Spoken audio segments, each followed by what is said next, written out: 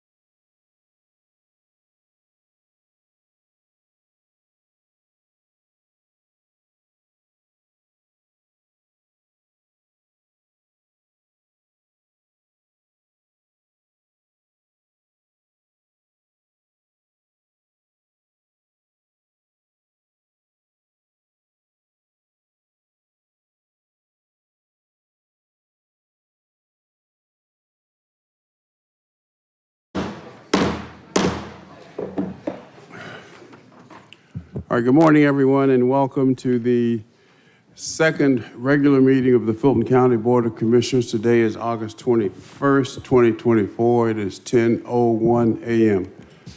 Madam Clerk, please call the roll. Chairman Rob Pitts. Present. Commissioner Bridget Thorne. Present. Commissioner Bob Ellis. Present. Commissioner Dana Barrett. Present. Commissioner Natalie Hall. Present. Commissioner Marvin Arrington Jr. Commissioner Khadijah Abdul Rahman. Did you say Vice Chair? I am so sorry. Okay, Vice thank Chair. you. Good morning, I am present. Mr. Chairman, you have a quorum. All right, please rise for the invocation, followed by the Pledge of Allegiance. Let us pray. Almighty and gracious God, we are grateful for this day, for your continued grace and mercy upon our lives. We pray your blessing on these proceedings that happen today. Bless our leaders, give them your strength, wisdom, and direction. It is in your name that we humbly pray. Amen. Amen. I pledge allegiance to the flag of the United States of America and to the republic for which it stands, one nation, under God, indivisible.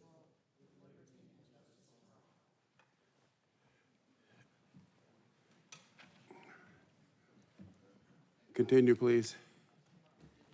On page 2, consent agenda, 240526, adoption of the consent agenda. All matters listed on the consent agenda are considered routine by the County Commission and will be enacted by one motion.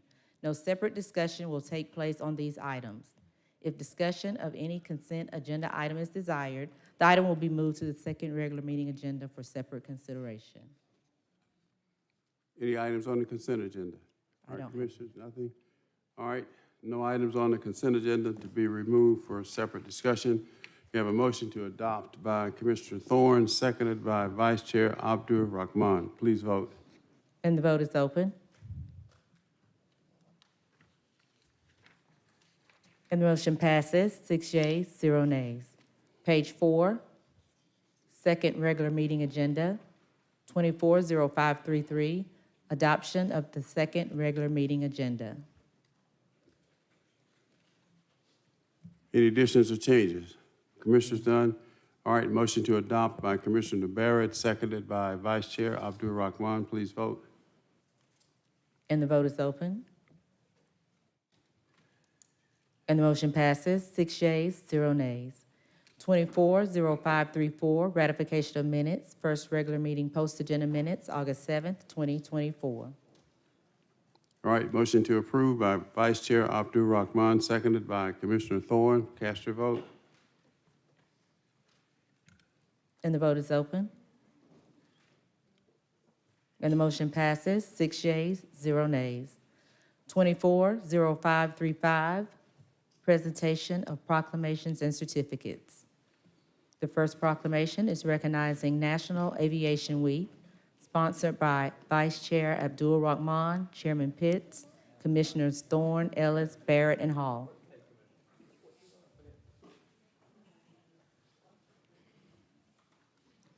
Is this a full board appointment? Isn't it? Okay, that's fine. Yeah. Can I get all the individuals from the Fulton County Airport? Please come up.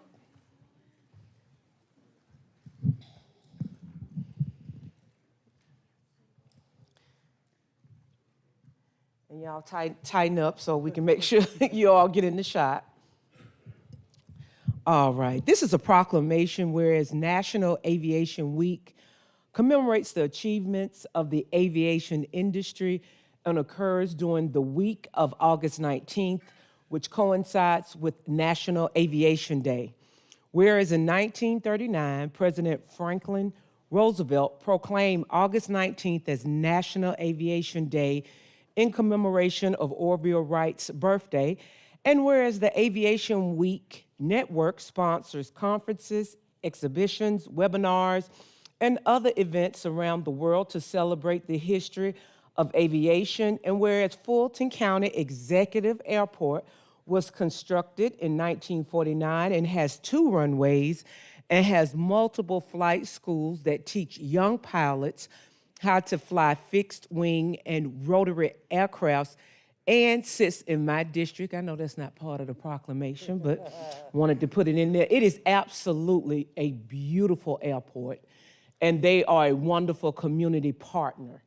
And I would encourage those that are within the earshot of my voice to please go take a look at your tax dollars at work. It is absolutely beautiful. Now, let me get back focused. Whereas the airport was originally named Charlie Brown. Now, those that you know that Charlie Brown Field, I'm showing my age now, in 1960 to honor Commissioner Charlie Brown, who was influential in the growth of the airport.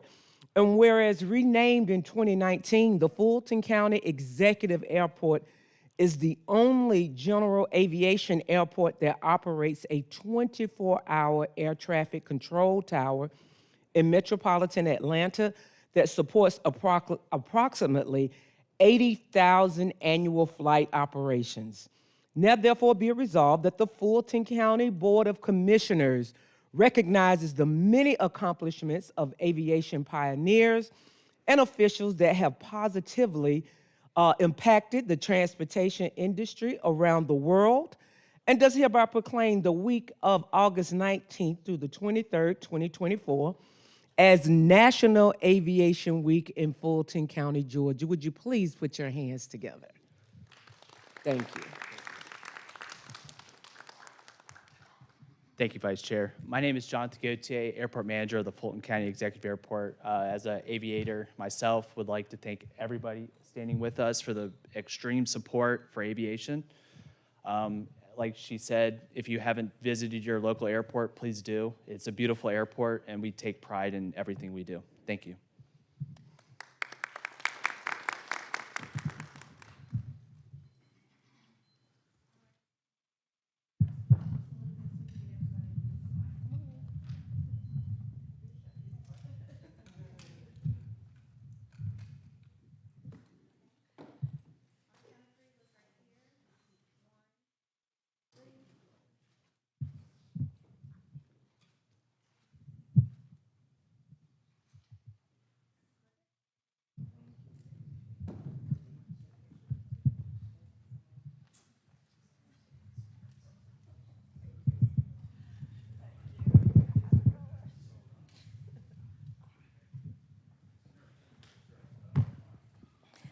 The last proclamation is recognizing Bronze Lens Festival 15th Anniversary Appreciation Day, sponsored by Vice Chair Abdul Rahman and Chairman Pitts. Can we please get all of the members and supporters down here with us. I take special pride in delivering this proclamation. Oh, Madam First Lady, you look so good. Come on up, come on up, come on up. Well, you're gonna always be my First Lady, okay?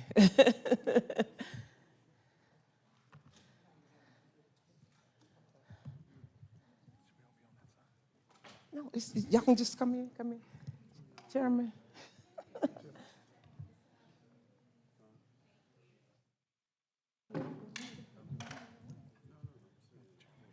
You're good, you're good. We're trying to figure out what, oh, the chairman said too much green on that side. We need some green over there.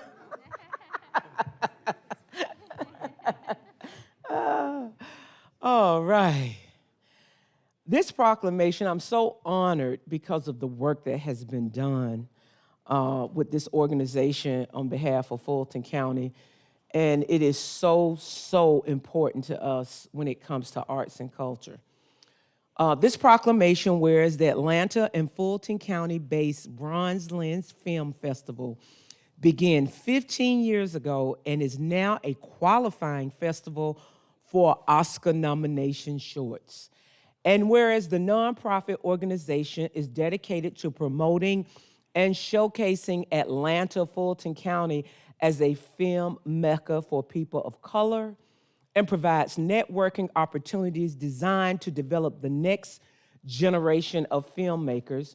And whereas in this 15th celebratory year, Bronze Lens will showcase over 140 films from 49 countries, including the USA, the United Kingdom, Spain, Nigeria, Canada, Tobago, Trinidad, and the Netherlands.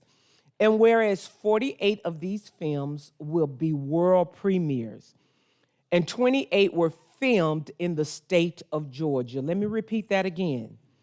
28 were filmed in the state of Georgia, with several of them filmed in Fulton County. And whereas Bronze Lens has been a proud partner of Fulton County government and its Fulton Films Division, and has been a recipient of the Arts and Culture Department's contract for services. And whereas the 2024 festival will take place in Fulton County, Georgia, from August 21st through August 25th.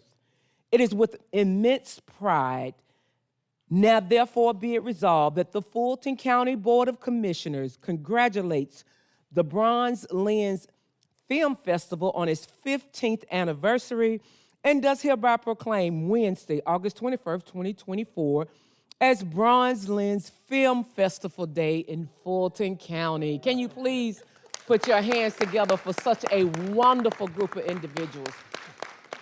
They represent us so well. So now I'm going to turn it over to you. Now we have a few speakers. Thank you so much. It is my honor to be here to have this prestigious body recognize the work that Bronze Lens Film Festival has done. 15 years is no joke. It takes a lot of work, a lot of energy, a lot of people, but it takes a lot of great support. And we have been so blessed to have the support of Fulton County all along the way. The Arts Council, Fulton Films, the Board of Commissioners, they are all so important to our growth and our sustainability. So I just want to say thank you, thank you, thank you, thank you for recognizing the importance of art and culture in this county. We set the pace for everyone throughout the state of Georgia, and that's what we're doing here in Fulton County. I'm so grateful, and some of my board members are here. Some of the members of my Superstar Host Committee are here as well, and I just want to thank all of them for coming out. One of my directors came all the way from Hollywood, California to be with us today. My CFO is here. Mrs. Young, of course, everyone knows, one of my board members. Some other members, William Pate, who was the gentleman that put the idea in my head to start this at all. He's the president of the Atlanta Convention and Visitors Bureau, but he took the time to join us today. So thank you all, and thank you all.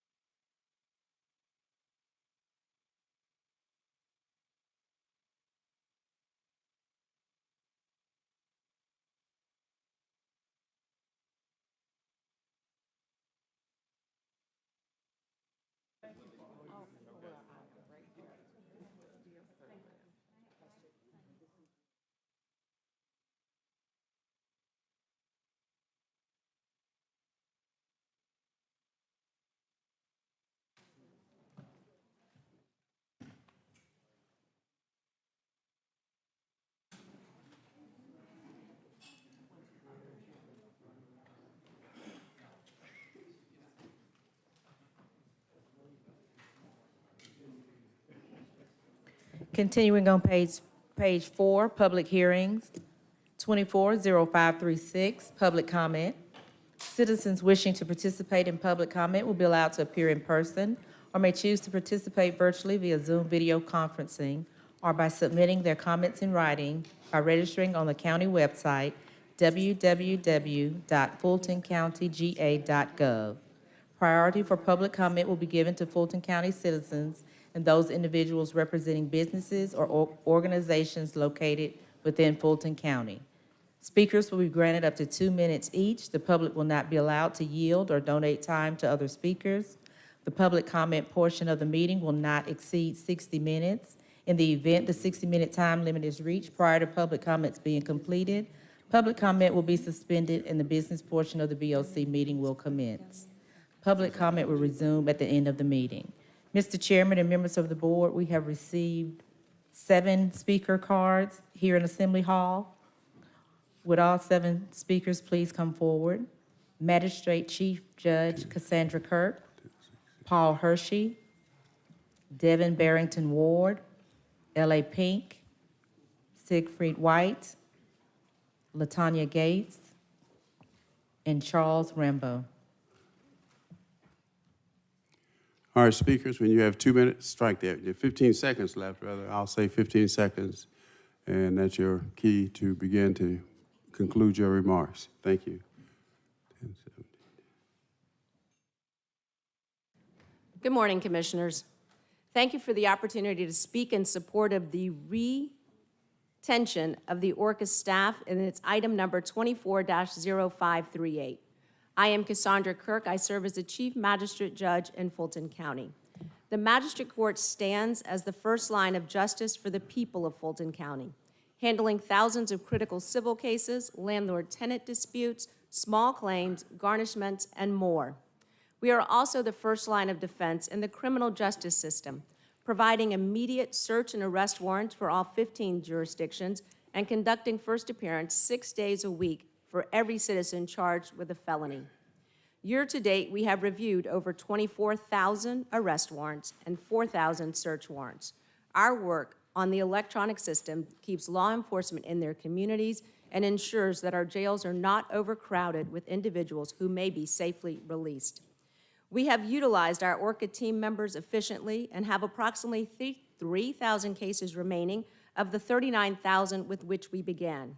We did not set up shadow courts. Instead, we worked our ORCA with our cases that we were ordinarily using, and we've made great strides, including reducing 15,000 landlord-tenant cases from 2023 in January 2024 to 2024 by August 2024, operating 6 to 8 courtrooms and reviewing over 8,000 writs year to date.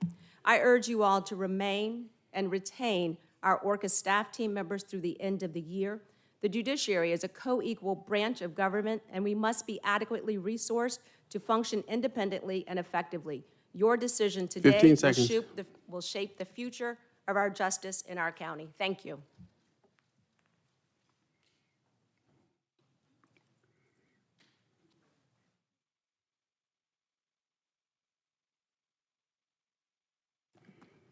Good morning. My name is Paul Hershey. I'm going to be very direct this morning. The first thing I'd like to address is the millage rate. Every time that we're here, there is some motion to add money to the budget, which tells me right off the bat that the audit that Commissioner Ellis has been yelling about needs to get done. Even though this is a big business, you can still do a zero-based budget. It's time-consuming, but it's effective.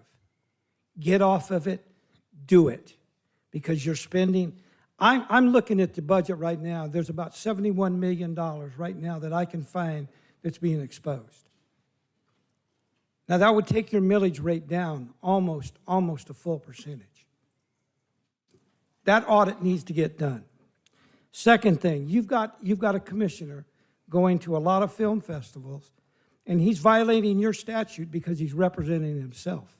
And if he's using Fulton County tax dollars, that's not correct. He doesn't represent Fulton County, and I know that one for a fact. So that needs to be looked at. And lastly, Dana Barrett, commissioner, is supporting Amnesty International. So let's let all the illegals in. Let's give them $15,000 apiece like they're doing in Chicago and the rest of the world. You can shake your head all you want, but I know about Amnesty International from Bangladesh. And then lastly, the 15 seconds. The Veterans Affairs motion should be approved. You've got 11th Squadron that's helping hospice. You've got another entity that's coming down and getting the homeless out of the city of Atlanta and taking them down to Marshall and helping them up. That money should be spent.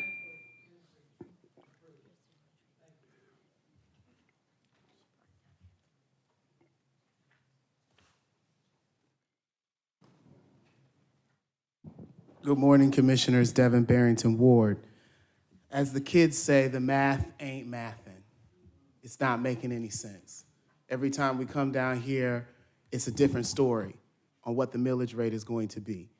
And who needs the level of consistency and clarity are the people that some folks on this commission are attempting to balance this budget on the backs of, which are seniors, which are people who rely on services, social services like PAD, which are people who rely on our library system, which is people who recognize that Fulton County and the city of Atlanta is a great place for arts and culture. Stop balancing this budget on the backs of working class people, when in fact, we know that this government has given out hundreds of millions of dollars in tax breaks to corporations who do not need them. It is ridiculous that we are coming down here talking about balancing the budget on the backs of seniors, talking about balancing this budget on the backs of people who have nothing. The folks who receive services from PAD, they are already living on the margins. PAD doesn't get the resources that it needs as it is. They are supposed to be viewed as an alternative to policing. But when we look at their budget, they don't have a budget that complements them being an alternative. How are they supposed to step the flow of people coming in and out of our jail system when they are not fully funded as it is? And if we were to balance this budget in the mechanism that has been reported, we would see cuts to those social services. We would see cuts to senior programs. We would see cuts to the people who need it the most. 15 seconds. The math ain't mathin', but we need it to math today. So balance the budget in a way that doesn't mess over the people who this county has the backbone of, which are our seniors and those who are in need of.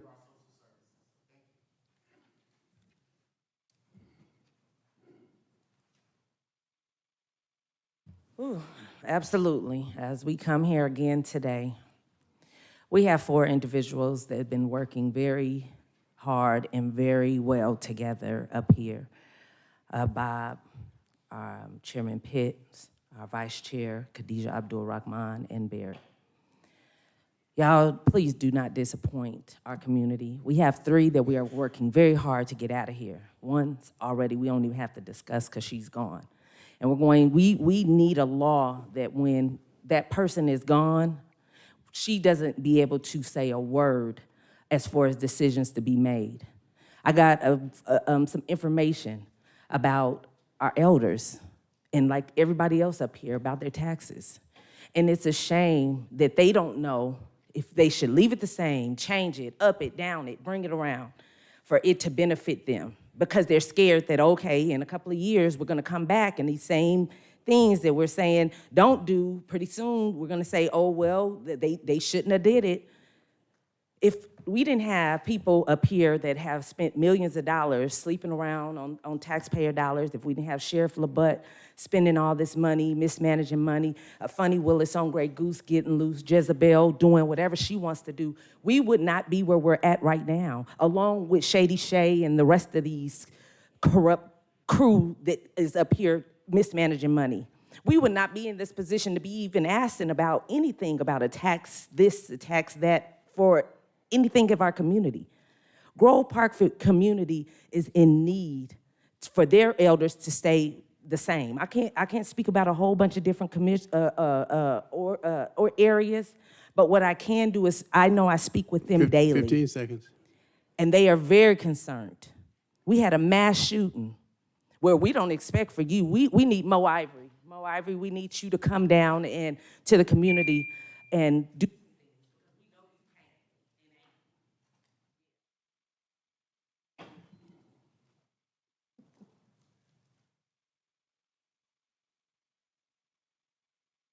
Good morning, Commissioners. My name is Reverend Siegfried White. Again, I'm going to stay on topic, in which I've always tried to stay on topic, is working with those persons who are less fortunate in the community. Thank you. Working with those who are less fortunate in the community. I am very concerned about, there was, as you all know, you read the news, 5 individuals were shot and killed, and there are no arrests. I've seen no press conference. I haven't seen anyone out there in the community. When I say anyone, I'm speaking about some of the commissioners here. That's what I'm speaking about. Have not seen you guys out there in the community. And I always ask the question, is the reason why no one, Mr. Pitts, has been arrested is because they look like me? Is that the reason why? No one has been arrested. And 5 people, I understand some people say it's been 10 people that were shot. But we know at least, I know, at least 5. Because we went to the hospital, we visited those. Lady Pink, she also brought food to the people in the hospital. Something needs to be done. We care about all people. All people should be cared about. And we're praying to God that there be some rest. We're praying to God that there be some type of outcry to try to find individuals who were shot. A friend of mine, his grandbaby is in the hospital. 15 seconds. Shot in the back. Another friend was shot in the head. We're praying for the family. So help us. Say something. Be outraged about this shooting. God bless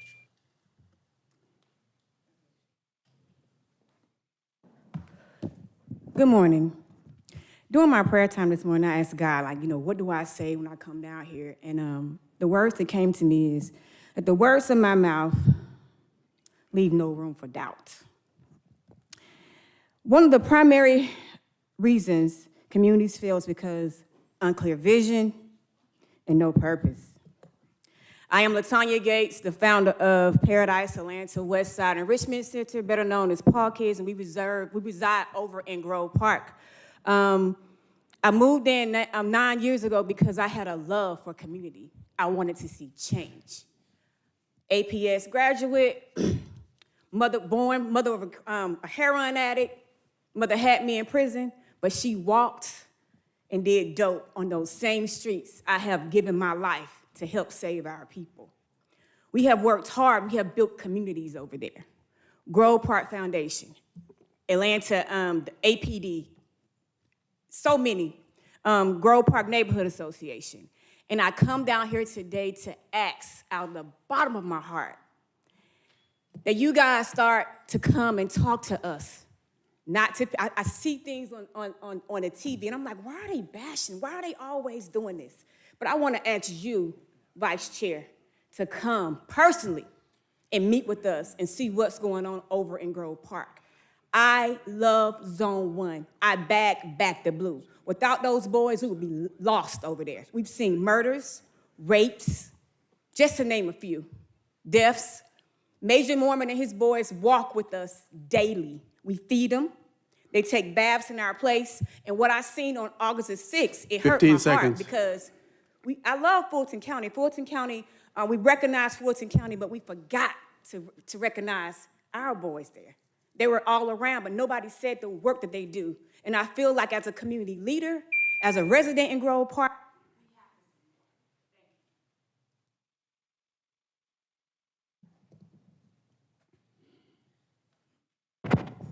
Good morning to the Board of Commissioners. My name is Charles Rambo. As you know, I'm a retired lieutenant from the Fulton County Sheriff's Office with comprehensive experience in dealing with the Board of Commissioners concerning the county jail from 1989 all the way up to the crisis that you're facing today. First and foremost, I want to encourage you from the monies that you have saved, $1.7 billion on not constructing a new jail. I want to encourage you to start thinking about pouring some of that money, as Judge Kirk came over and pleaded with you, to save programs as well as to increase judgeships over in state court as well as superior court. That's going to be the key towards reducing overcrowding.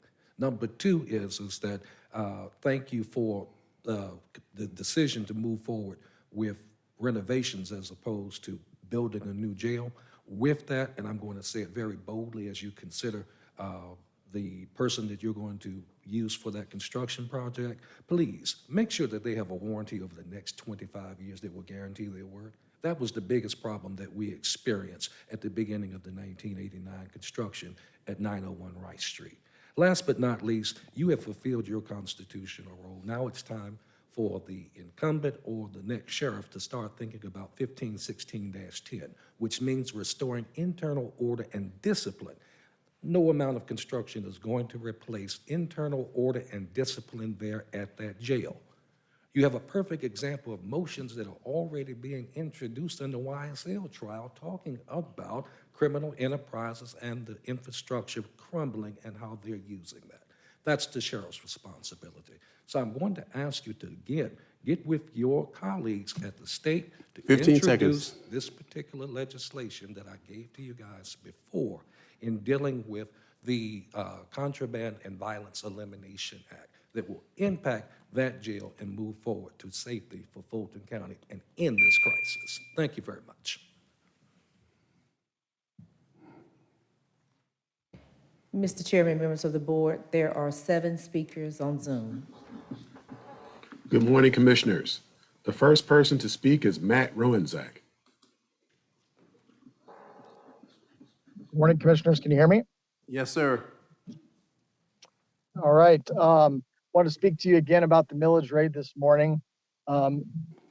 We have, families and individuals in this county and across the state, right, that are having to pinch pennies. It's not an exaggeration. And many times they're having to actually cut back on their budgets, but our own county government can't do it. There's been a comment made that commissioner doesn't want to keep our taxes flat because she doesn't want to cut services. It is very easy to maintain services and keep our taxes flat.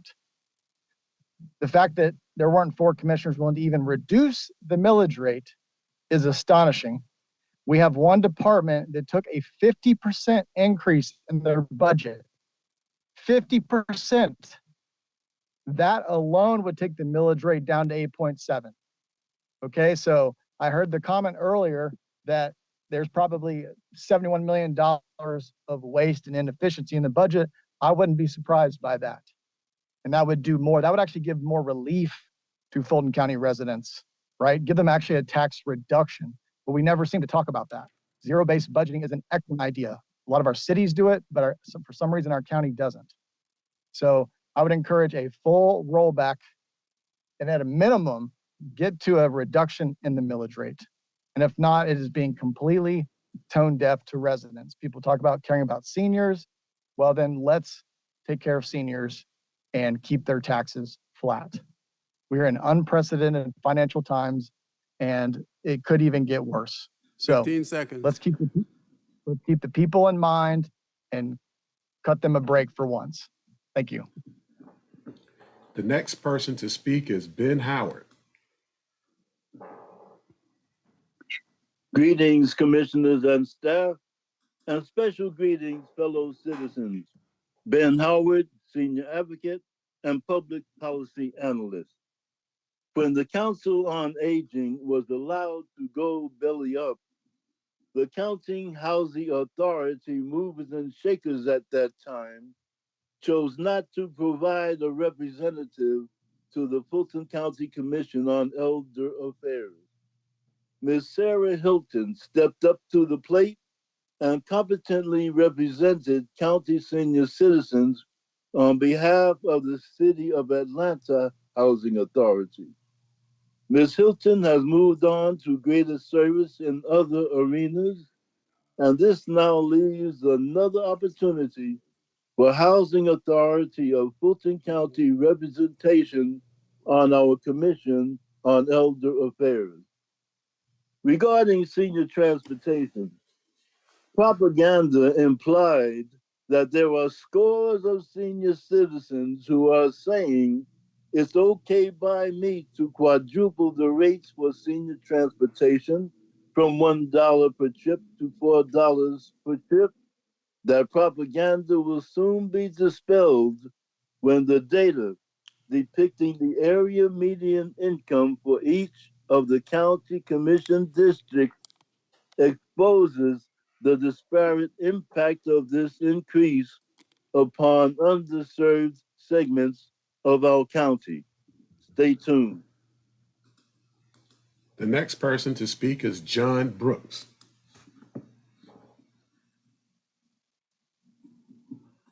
John Brooks. The next person to speak is Lynn Sousa. Lynn Sousa. The next person to speak is Maria Carr. Maria Carr. The next person to speak is Sabrina P. Goodson. Sabrina P. Goodson. Good morning. I am Ms. Goodson. Thank you so much for allowing me to speak. I really only had a question, and that question was how to submit inquiry or request to join the Housing Authority, the Board of Housing Authority. So that's all I needed. Thank you so much for hearing me. The next person to speak is Sheila Hamilton.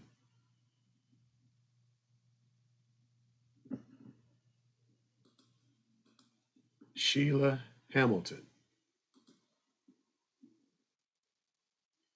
You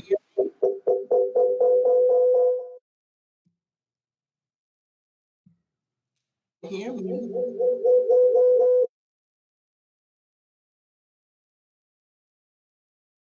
Your sound is bad. Turn down your volume. How do you do that? Let's see. Turn down my volume.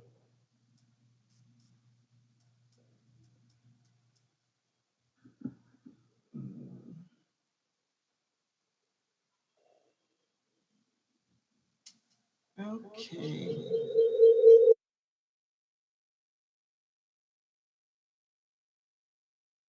Or can we correct the problem or not? What? I don't think it can be corrected at this Okay. time. All right, any more speakers?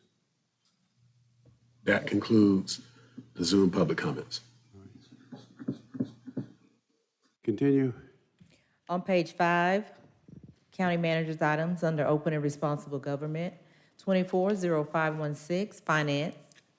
Request approval of a resolution adopting the 2024 millage rates for the general fund, general obligation bond fund, and the Fulton Industrial District Fund, as well as the 2024 Fulton County Board of Education millage rate. All right, Madam CFO, you want to summarize where we are today? Thank you, Mr. Chairman. The item that's before you includes the recommendations for the general fund at 8.87, the bond fund at 0.17, the Fulton Industrial District at 9.41, and the Fulton County School District at 17.08. All right, so we have several motions made at the last meeting. None of the motions received the requisite 4 votes. So we're back today to hopefully to approve the millage rate. The motion on the floor, motion by Commissioner Barrett, is to approve. It is seconded by Vice Chair Abdul Rahman. Speakers are as follows: Commissioner Ellis, followed by Vice Chair Abdul Rahman, followed by Commissioner Thorne. Commissioner Ellis, you have the floor. Thanks, Mr. Chair. I obviously advocated for and put forth several different options at the last meeting in terms of reduction to the millage rate. I know what's before us is for the millage rate to be flat at 8.87. I'm going to offer a substitute motion that the millage rate, the general fund millage rate, be 8.80. Second. And just want to offer just a couple of comments on that, just for the board's consideration. I want to point out, and we'll have this, it'll be raised in our operational report here in a few minutes when we get to it. But one thing we did not anticipate when we came into budgeting for this year is that we would have roughly about a $10 million interest gain coming from the funds that came to us through ARPA, and we're able to apply those funds to that interest money to the general fund budget. We don't have those funds obligated, and I think this is a way for us to achieve some form of millage rate reduction for our citizens. If I do my math right, I think our discussion was this is roughly about between 5 and 6 million in terms of less than what the 8.87 would generate, and there's 10 million there, and that interest expense. And I just think this would be certainly a very strong signal for us to send to our citizens that we're paying attention to them. And the other thing I want to point out to everyone too, that that citizens will not have the benefit of this year is the state had provided property tax relief to homeowners last year, and so by its very nature, the tax outlay was reduced, not what we received, but the state took some, I guess, surplus funds that they had applied, provided some property tax relief to homeowners. That will go away, so the net expense for folks is going up regardless of what we do in terms of our millage rate adoption today. I realize many of our municipalities and cities are holding their millage rates flat, but that's beside the fact. I think we have an opportunity to do the right thing today and at least provide some form of rollback to our citizens. And I'm hoping that we can send the right message today and adopt, while I know there's not consensus to roll this rate back fully, I'm hoping that we can obtain consensus to roll this rate back slightly to 8.80. Thanks, Mr. Chair. All right, the substitute motion by Commissioner Ellis. It is seconded by Commissioner Hall. Now, Commissioner Arrington, can you hear us? Yes, sir. Okay, just for everybody's information, state law, the Georgia Open Records Act in particular, provides that a commissioner is permitted, when out of the jurisdiction, to participate electronically twice a year. So Commissioner Arrington is officially and legitimately a part of this meeting today. Next speaker, and the motion on the floor is a substitute motion to set the rate at 8.8. Vice Chair, you want to be heard at this time on that? I'll hold my comments, All Chairman. right, Commissioner Thorne, would you like to be heard now on the substitute motion to approve at 8.80? Sure. I appreciate substitute motion trying to reduce. Obviously, we don't. We're at a standstill with the 8.87, and you offered this 8.8 before, Commissioner Ellis. I appreciate you offering it back up again.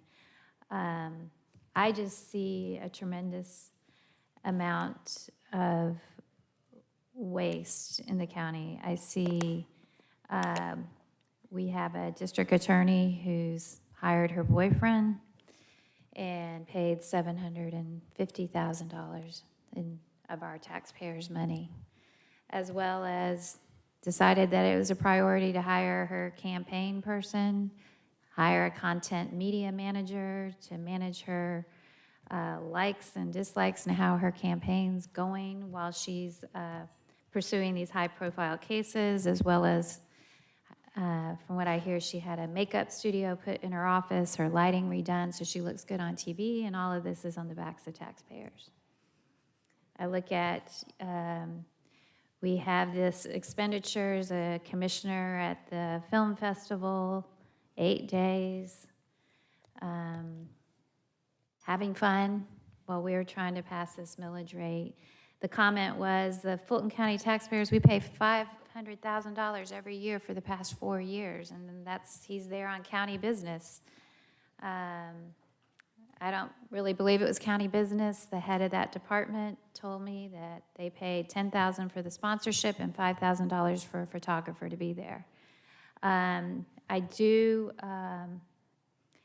see the need to go ahead and try to pass it, because every week that this doesn't pass, we're hurting the taxpayers. The collection rate is going down.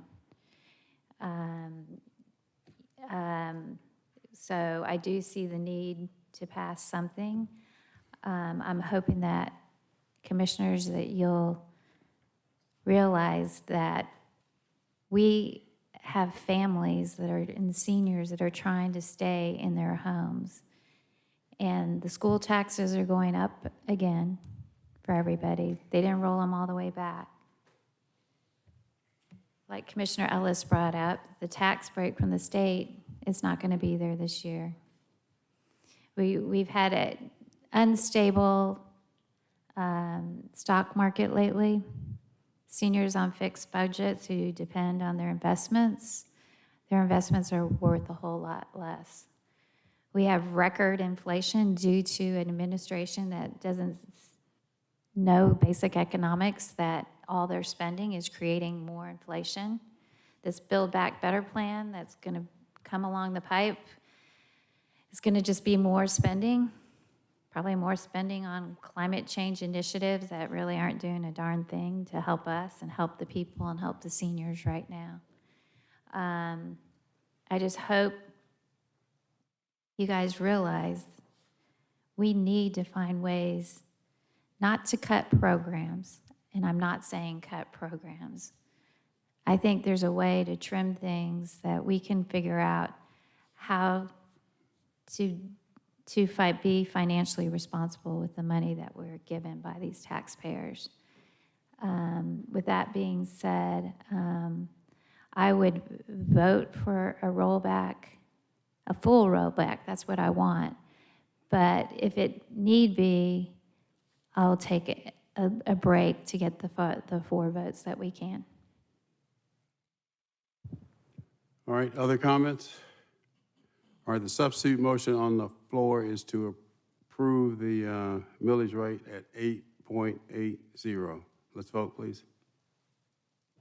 And the vote is open. I vote no on the substitute motion. Thank you, Commissioner Arrington.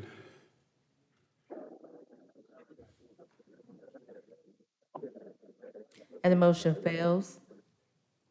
3 yeas, 4 nays.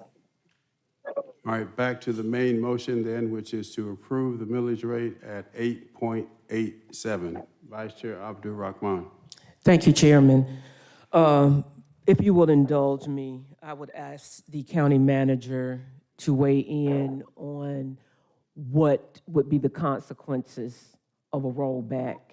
I do believe that we empower the executive staff to give us the knowledge and the information we need in order to successfully balance the budget. And so if you don't mind, you don't have to go too far into it, but for the listening public, I would like for them to know the effects of a rollback if we do not do 8.87. Yes, ma'am, and for specifics, I'll defer to Sharon. Point of but- order, Mr. Chair. Yes. Just, the item before us is a flat rate. But the question is about a rollback rate. And I'm just trying to understand, since are we bringing back up a reduced rate again? Commissioner, Vice Chair. Well, I think we often talk about transparency and letting the public know. So in my estimation, I believe that a quick answer to that is a legitimate question. I don't see where that, even though it did fail, I think it warrants, given the discussion that we have had on this, for an answer, Chairman. All right, quickly, Mr. Manager. And then Commissioner Arrington has also raised his hand to speak. So following Vice Chair, we'll go to Commissioner Arrington. Yes, sir. A full rollback would be quite detrimental in terms of current operations. It would remove, close to 35 to 40 million this year, and then like amount for next year. That would require, at a minimum, I think, a hiring freeze. No vacant positions would be filled. Some programs would have to be curtailed or eliminated, and there certainly would be no room for new programs or expansion of existing programs. Thank you, County Manager. Chairman, if you would just indulge me a few more seconds. Zig Ziglar said the most important persuasion tool you have in your entire arsenal is integrity. I believe that the Fulton County department heads, the employees, all of those that come every day and work at Fulton County deserve an apology from this body. Now, I can only apologize for me, but when you have staff that is worried whether they're going to have a job, when you have staff that says, are we going to be able to do the services, even the bare minimum services, because this board did not make the decision in a timely fashion, then you add to the dysfunctionality that we see today in our society. I understand my colleagues, they're on the other side of this, and I respect your opinion, but I ask that you give me and the other colleagues the same respect that you want. I said 2 weeks ago, who do we cut? Do we cut behavioral health? Do we cut senior services? Where do we cut? And so I have to ask again that if we're going to do an audit, I don't have a problem with doing an audit. If there's an area that you have concrete proof, bring it forward.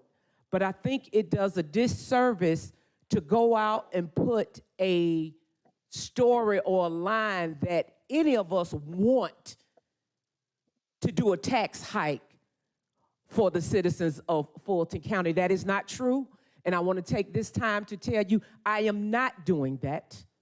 I am doing what is the best interest of the entire county at this particular time. Thank you, Chairman. Commissioner Arrington, can you hear us? Yes, sir. All right, you have the floor, Commissioner. Thank you, Mr. Chair.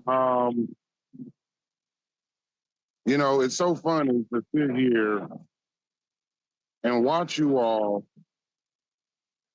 give a proclamation to the Bronze Lens Film Festival and then try to attack me because I had the vision and the foresight to create Fulton Film. And I have been going to film festivals since 1998. I don't need Fulton County to go to a film festival. But what we have are people that didn't vote for the money to help bring films to Fulton. There are already films and productions coming to the state of Georgia. Do we want those productions going to DeKalb, Gwinnett, Fayette, and other counties? Or do we want to entice those people to come to Fulton County? Will Packer just take a series called Fight Night, an 8-episode series. Will Packer is a Fulton County resident, and they filmed all 8 episodes in Fulton County. So if you have something to say to me, say it to my face.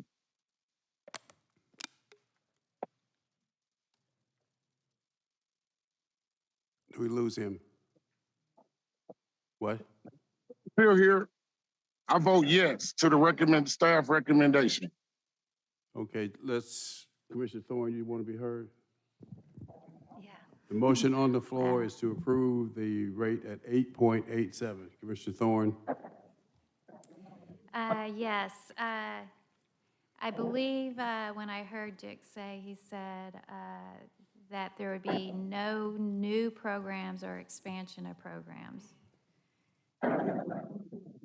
We aren't saying we're cutting behavioral health here. We're not cutting whole departments. So that's a fallacy. People here, he said they have to put a hiring freeze on. He didn't say, oh, we're going to start cutting jobs across the county. That's a fallacy. As a commissioner, I've been trying to figure out, before I was a commissioner, how we spend so dang much on our inefficient election process. We spent $40 million this year on elections. As a commissioner, I've been trying to get the figures to try to see and compare to other counties where we spend, why we spend $50 per voter on our voter roll, whereas other counties spend 10. Gwinnett spends about 19. I've been trying to figure that out, but for some reason, I can't quite get all the information. I'll get a few things here on hiring, trying to find out all this catering budget they spend when they get 3 hot meals a day down there at a warehouse. Must be a cushy job down there, I'll tell you that. But I get beat up on the campaign trail. Oh, you don't want to fully fund our elections. They had a surplus last year. They said they were underfunded, and then they spent $24 million, and they were way, way overfunded. That's just one area I'd like to reel in. Then I'd really like to dig into our justice partners because they take a huge cut of our budget. And Commissioner Arrington, I'm all supportive of you going to film festivals. Just, you know, that's great. That's great. You have a passion and a vision. I mean, you started Fulton Films, I guess. I didn't know that. I didn't know that you were the starter of it. I mean, I'm told if I go down to the election warehouse the first time as a commissioner to go observe an election process in March that I'm way too in the weeds, that I don't need to be down there. They start trying to pass rules and stuff forbidding commissioners from coming down there to watch. We have to spend the people's money. This is their money. It's not our money. We have to make it worth, every penny worth it. I see the need to go ahead and pass this millage rate. I was just hoping we could compromise. I was willing to try to compromise. Ellis was willing to try to compromise. Commissioner Hall was willing to compromise, but you guys want to hold it firm. and you have the 4 votes. There's nothing I can do. So be it. But I just want to make it crystal clear. You Fulton County workers, we're not going to fire you. You're not losing your jobs. Do we really need to be creating new programs, new expansions when the taxpayers aren't able to have new stuff? They're having to cut back. They're having to reel spending in. Our seniors are trying to just keep a hold of their homes. They're on a fixed income. They can't adjust for inflation that's 30, 40% on items. Honestly, it saddens me that we can't figure out a way to just trim a small fraction of our budget. Small. 0.07, and you guys can't do that. Thank you. Commissioner Natalie Hall. Thank you, Mr. Chair. Mr. County Manager, you spoke to what a full rollback would look like, which is 8.55. What we voted on before this was 8.80. Can you please speak to what the impact of 8.80 would have? Sharon, do you have the numbers between those two? Let me defer to Sharon Whitmore on that. The revenue reduction from what we had included in the budget would range from 17 million at a 96% collection rate to about 32 million if our collection rate this year was only 94%. So that reduces the base that we would carry into 2025. And with regard to the spending control measures that we would need to put in place, it would be essentially the same type of measures that the manager spoke to previously.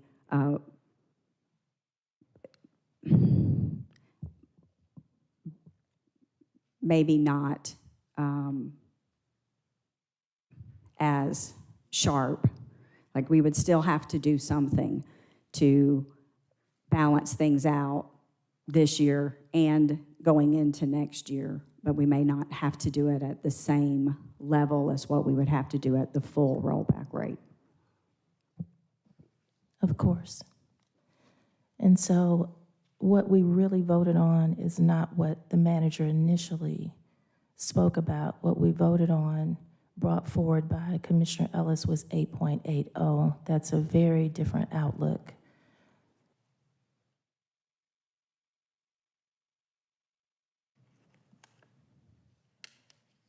So it's a shame that we cannot come together to lower the millage rate, and we are unfortunately forced to approve a millage rate that very well may bring some hardship to our property tax owners.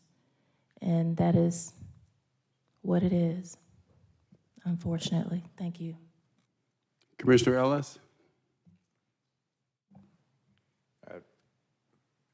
I'd be really brief, Mr. Chair. I do want to apologize to our citizens too for providing, for the scare tactics. This is real simple, like what was said, what has sort of been noted to frame it up. The 8.8 would be a reduction of about $6 million. And I'll ask our team too, we did not reflect the additional $10 million in interest from ARPA. That's not reflected in any of our general fund budget models, correct? Right, so that money could be ported over and the impact could be zero, correct? We could use the, transfer the interest earnings over to the general fund, yes, sir. Okay, all right, thanks. Nothing further. All right, other comments? All right, the motion on the floor is to approve at the 8.87. Motion to I vote yes. Right, motion to approve by Commissioner Barrett, seconded by Vice Chair Abdul Rahman, and record Commissioner Arrington as voting yes. Let's vote, please. And the vote is open.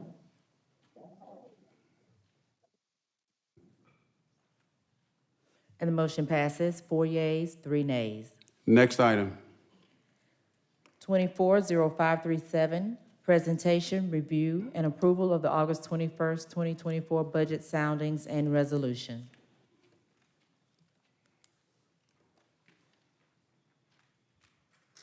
Madam CFO. Thank you, Mr. Chairman. The items that are before the board today are related to changes to the annual hardware and software maintenance support list. There are 3 items identified. None require additional funding. The first one is for the Sheriff's Department. It's for the increase in the annual subscription cost for the Note Active product that's used by the jail. That's a $132,000 incremental cost. The second item is from Information Technology. It's for a vulnerability management product, additional amount of $438,580. No additional funds are requested. And the last item is from Public Works. It's for the City Works product, and it's $150,000 in additional spending request as well. No additional funds. And that last item is actually funded out of our water and sewer system. Questions for CFO? Hearing none, the motion on the floor is to approve by Commissioner Ellis, seconded by Commissioner Barrett. Please vote. And the vote is open. And the motion passes, 6 yeas, 0 nays. 240538, County Manager, presentation of the Fulton County Operational Report. Mr. Manager. Good morning, Mr. Chairman and Commissioners. The operations report today will cover the justice system reports along with a status on ORCA and jail blitz plans. In addition, we'll highlight workforce development and small business loan program that we initiated during COVID that has been hugely successful and is now concluded, as well as a snapshot of the mid-year KPI reviews. ORCA has now completed 90% of its cases of the 148,000 that we started with, so we're left with about 14,000 now. Not knowing how long the millage rate discussion would go, we delayed Superior Court speaking to their outlook, but they will be in today's meeting, but they'll be available in the next meeting, and have had a preliminary meeting with Judge Glanville on that, so expect that in September. We really picked up the pace in ORCA in this last month with almost 2,000 cases being disposed, 1928. That'd be a good trend to hold for the last 5 to 6 months. That will clear the entire backlog. I'm sure there may be some complicating factors in those cases, but we would be on a good trend line if that's the case. We have included in our recommendations today the possible use of $3.5 million in interest income to continue all the filled ORCA positions through the end of the year, or through 12/3, which is when they would have to be off the payroll to accomplish the bust-out checks and the like. That may need to be obviously revisited based on that last discussion, but we've included that for your consideration.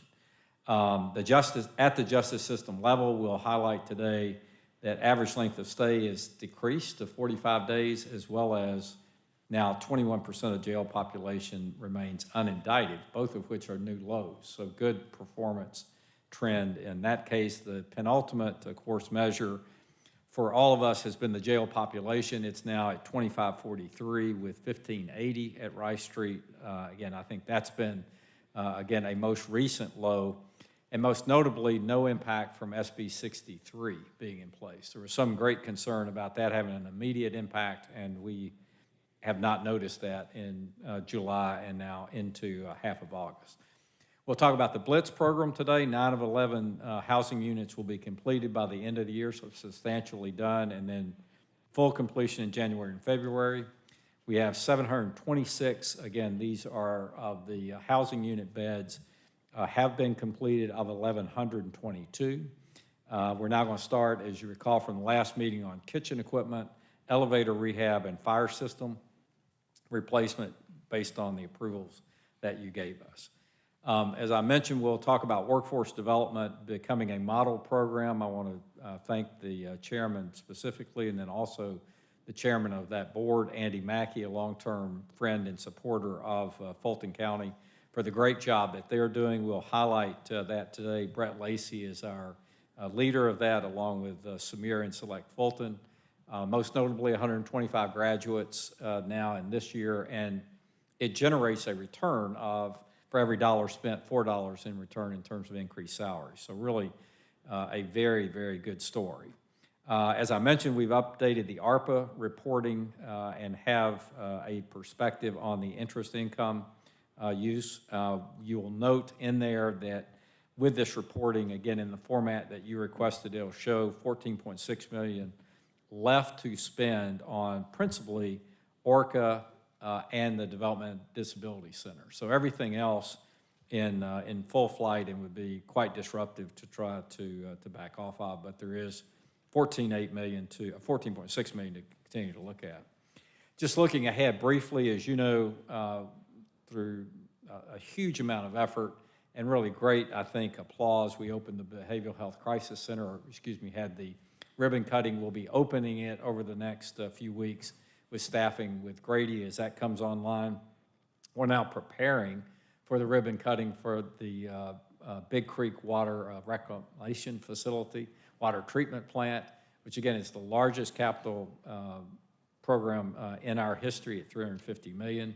So truly another milestone. And then, as I've already mentioned, the Development Disability Center for South, and then the contracts being let for 4700 North Point Health and Human Services, and then by the end of the year for the jail rehabilitation project. So still a lot coming.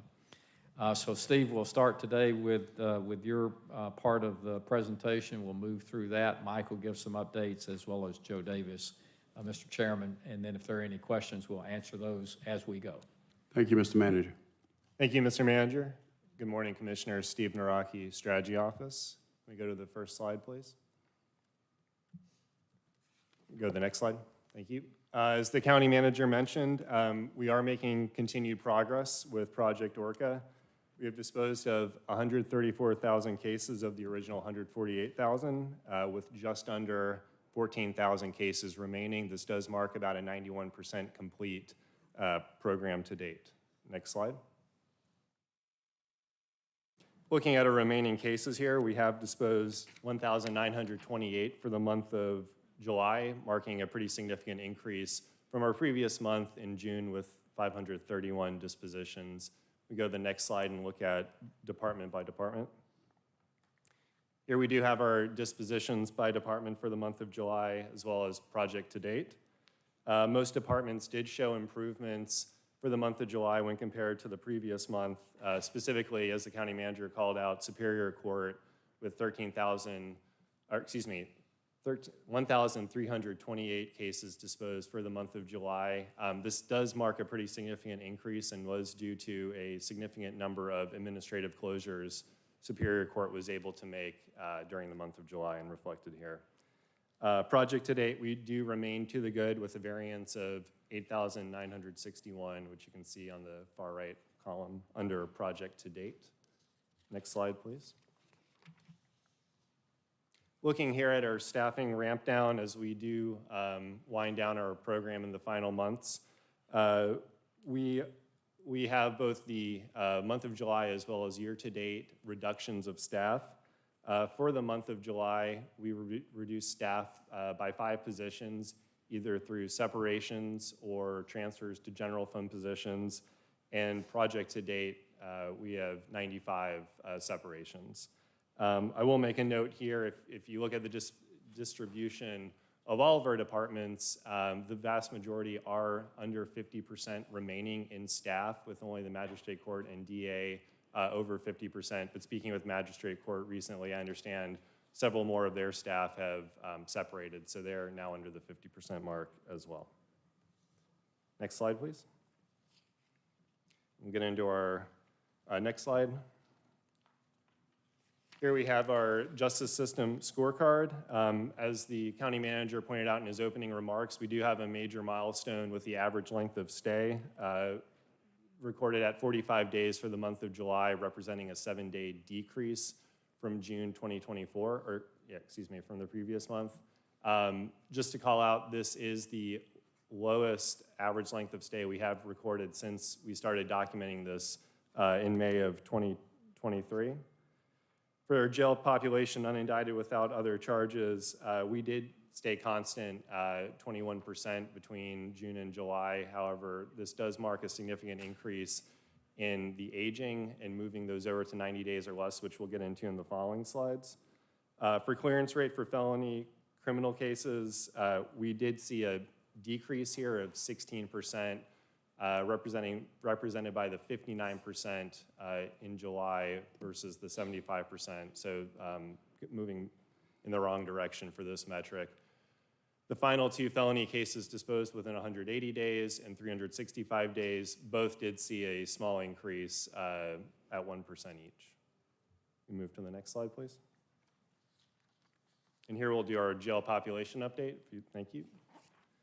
Again, as the county manager mentioned in his remarks, we are still seeing a month-over-month decline in our population. For our month of June, the average population was 2,591 with a little over 1,600 at the main jail, Rice Street. And just for comparison, we provided a snapshot as of August 14th where the population sat at 2,543. And of course, we continue now nearly a year where no inmates are on the floor. Next slide, please. And this is the chart representation from the previous slide. Next slide. And then going along with our jail population, we also have our facility utilization across all jail facilities. I do want to call out, we did add a clarifying note at the bottom of the page there. You'll see we have a variance of 651 beds for main Rice Street Jail, and our legend calls that beds available. We did want to clarify, though, that those 600 plus beds are not actually available for use. They are open, but they are currently going through the jail blitz repairs. And Mr. Davis will give a detailed update of those 600 plus beds when he walks us through the blitz report. The other variances that we see across the other jail facilities are due to either staffing availability or inmate classification restrictions. Can we go to the next slide, please? And here we have a closer look at our inmate analysis of our entire jail population as of the end of last month. 67% of all of our inmates are currently, or were at the time, either indicted or accused, with 21% or 515 remaining unindicted. We can go to the next slide to get a look at those 515. And so here we do have the aging of our unindicted population with about 91% or 468 of that 515 that have been incarcerated for 90 days or less. And likewise, we have seen reductions across the other periods, 91 to 180 days, 181 to 365 days, and greater than 1 year are all down when compared to previous months. So this is very much moving in the right direction. Next slide, please. And next is a snapshot of our ankle monitor, our county-funded ankle monitor program, the population across the different time periods that we're tracking. In total, at that time, we had 1,114 participants. As the county manager mentioned, and as requested by the board, we had arranged for Superior Court to appear today where they would have provided a more detailed walkthrough of their administration of the county-funded program, and that's something we'll look forward to in the September report by Judge Glanville and David Summerlin. So just wanted to provide, though, a snapshot today. Next slide. And finally, we have here our priorities. We do continue to focus on our final year ramp down, working directly with each of our justice partners on the remaining budgets. We also continue to work with our prosecutors and State Superior Magistrate Court, pulling remaining ORCA case data so they do have a targeted approach to achieve all their dispositions. And probably a final thing to note here, as we are looking ahead right now to the post-ORCA reporting, we are currently developing that framework of what our reports will look like once Project ORCA has concluded. Next slide. I think this is our last slide. It's just an appendix showing our publicly available justice dashboards. And with that, I'll take any questions. All right, Commissioner Thorne.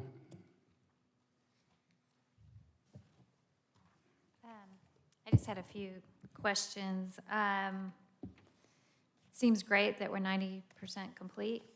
I was going to see on slide 7, you don't have anything for the district attorney. It's 0, 0, 0 across Yes, the ma'am. board. Did she not report? Were you not able to get figures, or is it a 0? Yeah, so the district attorney has achieved all of her dispositions. She has indicted or dismissed all cases that were within her court. Those cases are now with Superior Court for prosecution. But if you see on the previous slide as well, slide 6, you'll see there's no longer a box for the DA. And again, that's because she has achieved all of her dispositions. Okay, that makes sense. And then the 7-day decrease in the slide 10, the 7-day decrease in the average length of stay, what attributed to that? Because that's great if we can keep it low. Do we know why it's low? I don't have an exact reason, Commissioner Thorne. That's something we can try to dig into a bit. I know there is still the continued use of the ankle monitor program, which instead of folks going to jail, that is putting them out of jail on the monitor, and that has, I think, contributed to a lot of the decrease both in the jail population and the average length of stay. But for this significant jump that occurred between months, I don't have an exact answer, but can certainly look into that and get back to you. And then as well as the 16% decrease in the clearance rate for felony cases, is there anything pinpointing that? Or maybe if Judge Glanville or somebody comes, could they Yes, speak ma'am. to that better? They And can then I speak had to a that. question on the ankle monitor too. Oh, yeah, the ankle monitors as well, which might be better for a later date as well. If you've been on an ankle monitor for 18 to 24 months, and certainly 24 months or more, you're abiding by the program. Do you think there's still a need for ankle monitors, or what could justify keeping someone on an ankle monitor in excess of a year and a half?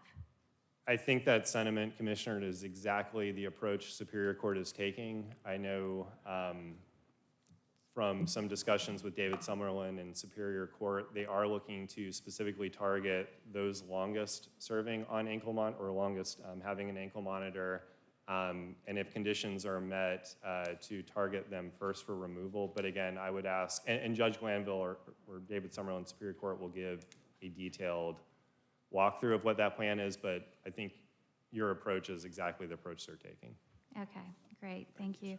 And not to jump around, but on slide 14, understand 630 beds are under construction, so we're almost at full capacity at Maine. How much do we pay to keep inmates, or they call them residents, out of county or in Marietta? At the Marietta Annex, Mm-hmm. those, I don't think there's any different cost between the Marietta Annex on the Rice Street campus and what would be at the main jail. Okay, so the out of county, how much do we pay to keep? That I would need to get back to you, Commissioner. Okay. I don't have each of the figures in front of me. Yeah, because I went to a luncheon the other day, and they were talking about how Cobb County makes so much money off of Fulton County by housing their prisoners or their inmates. And I just thought if that's a way we could kind of trim our budget by making it a priority to try to move them back into county. I guess the figure they threw out was $13 million a year that Cobb County makes off of us. So I'd love to see that money here if we could keep it here. Understood, Commissioner. We do have a per diem for each of the facilities that are not Fulton County operated or owned, I should say. I just don't have that in front of me, but we can provide that. Okay, thank you. Thank you for all the work you guys do. Commissioner Barrett.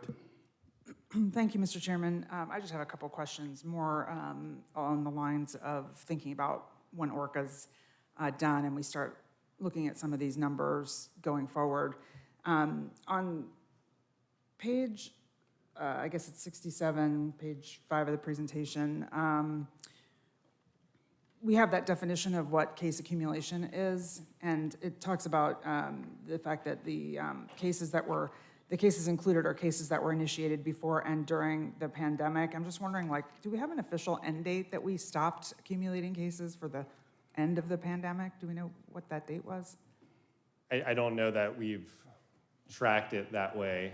Well, let me ask you why. The reason I'm asking that Okay. question is because what I want to understand is, or I guess the question is, are we continuing to amass cases beyond the 13,000 some odd post-pandemic? In other words, what case becomes considered a backlog in this post-pandemic world, and are we going to be able to track that in some way?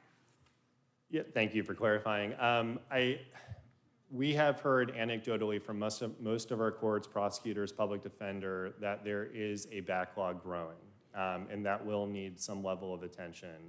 Part of how we're going to be structuring our framework for reporting post-backlog, or excuse me, post-ORCA, is kind of putting those parameters and time boxing. Okay, where can we draw the line from when ORCA started to hopefully clearing all those cases, even though some of those may bleed into 2025.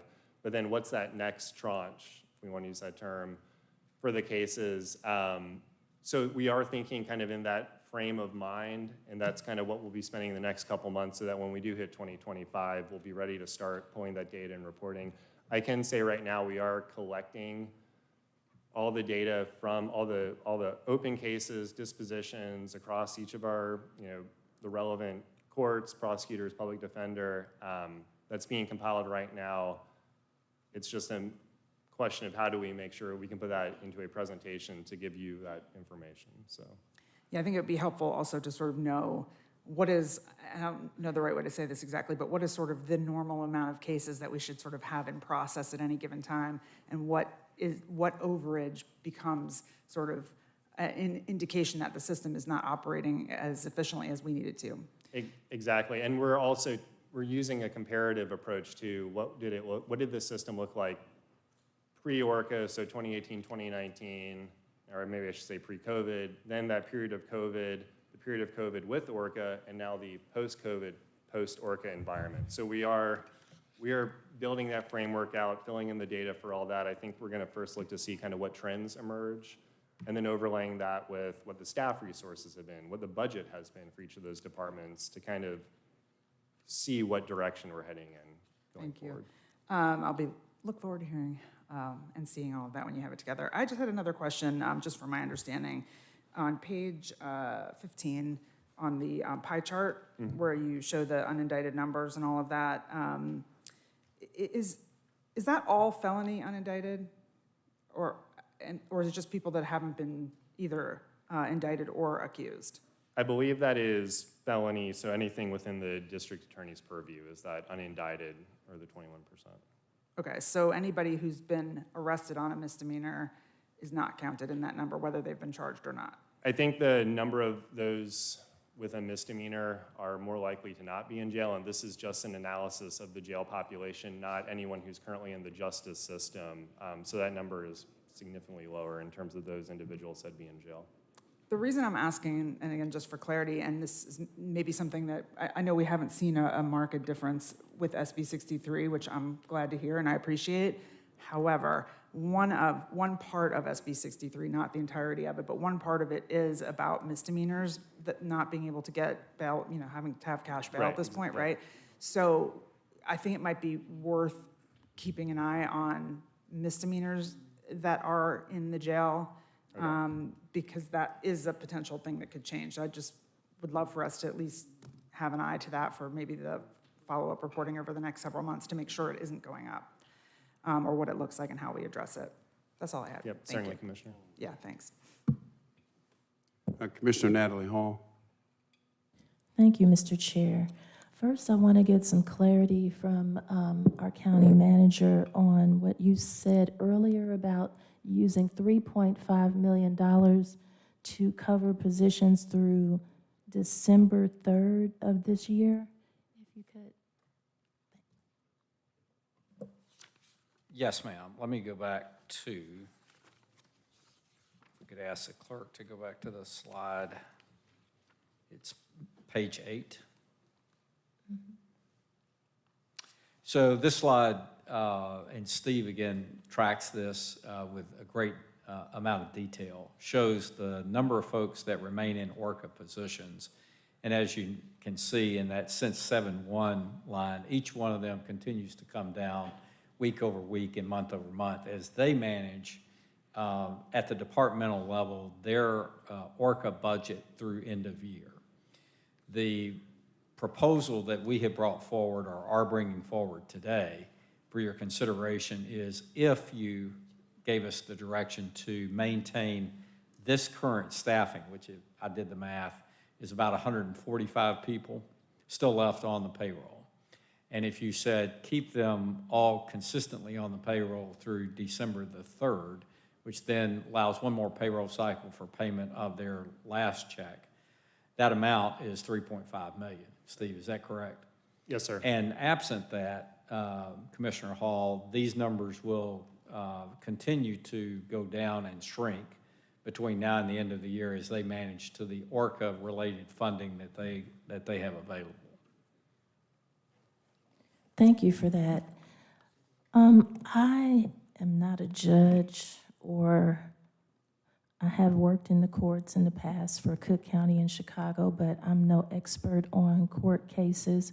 So I took the opportunity to ask the experts about this particular slide. And what I found is that, unfortunately, they are rapidly losing people, because this slide says as of August 1st, and as of Tuesday night, yesterday evening, the input that I received from these various experts was that in magistrate court, they're actually down by 5, and they only have 5 remaining. Superior Court are actually down by 21, and they only have 15 remaining. The Marshal is down by 8 and only has 7 remaining. And Juvenile Court is down by 11 and only has 4 remaining. And I think that that just shows how quickly people are leaving, because they feel that, you know, they don't have any job security, because the funding is running out. So they are leaving early.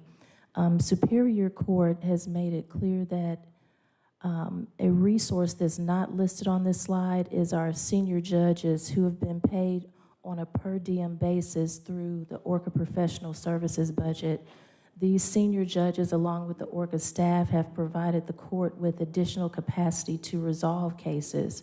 And the biggest impact, the decrease in our ORCA funding, will be the elimination of these senior judges who sit by designation and have the authority to preside over cases through resolution. These senior judges, however, do not and cannot work in a vacuum. In order for these judges to handle motions, hearings, and trials, plus everything in between, there must be support of a staff attorney, court reporter, etc. And this will slow down the rate at which they resolve cases and slow down the rate of decreasing the jail population. As far as the juvenile court, they said that they are trying to strategically look at the caseloads, and with the remaining staff of 4, they are trying to intentionally have an approach to handling their cases. The Marshal, with the 7 remaining, they certainly will experience a decrease in productivity and most likely suffer employee low morale as they overburden existing personnel to keep up with the changing demands of the courts and the expectations of the citizens. Additionally, HB 1203 has created more duties and responsibilities for their office to handle, process, and document. The new legislation, HB 1203, was signed into law in April 2024 and made immediately available to the public. Their compliance with HB 1203 has disrupted their daily functional routines, causing major delays in the civil intake process. And the clerk of Superior and Magistrate Court's office has been directly impacted by the current level of decreases, and that has impacted their level of service. And we have already heard from our Chief Judge of the Magistrate Court speaking earlier during public comment, but pretty much everyone on this list is in favor of retaining these positions to aid in their ability to provide better overall efficient service delivery to our citizens of Fulton County. Thank you so much.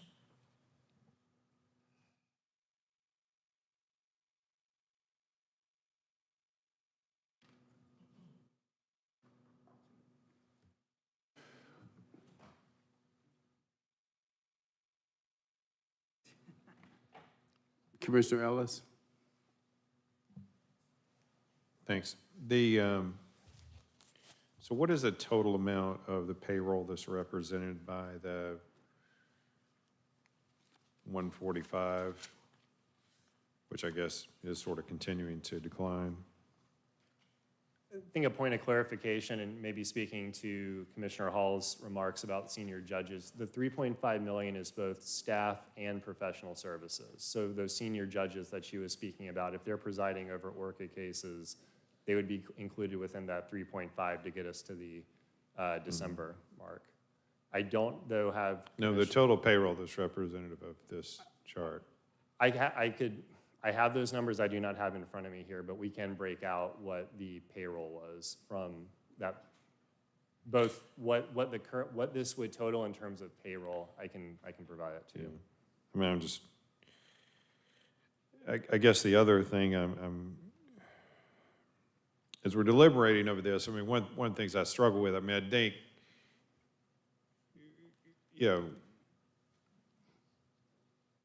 this program's been a good program. I think, you know, we called this out early on in terms of this was, you know, a priority for us. I think I remember sitting up here talking with Chairman Pitts when, you know, both saying, hey, this was our biggest priority, kind of with the ARPA funds to really drive down, you know, our case backlog.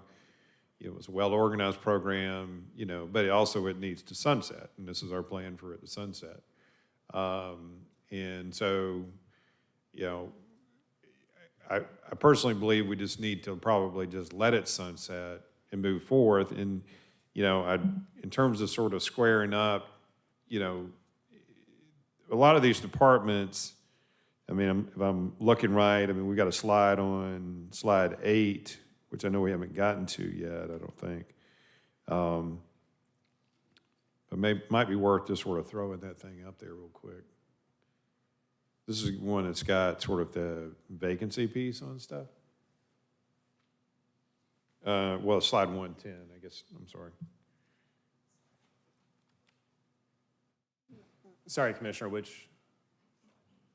Keep going, it's on in the financial reporting.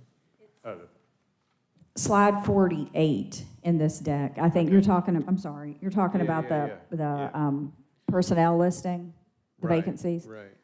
Yeah, slide 48. So, all right, yeah, you go back over there. So, I know it's a little bit of an eye chart to read, but we've got like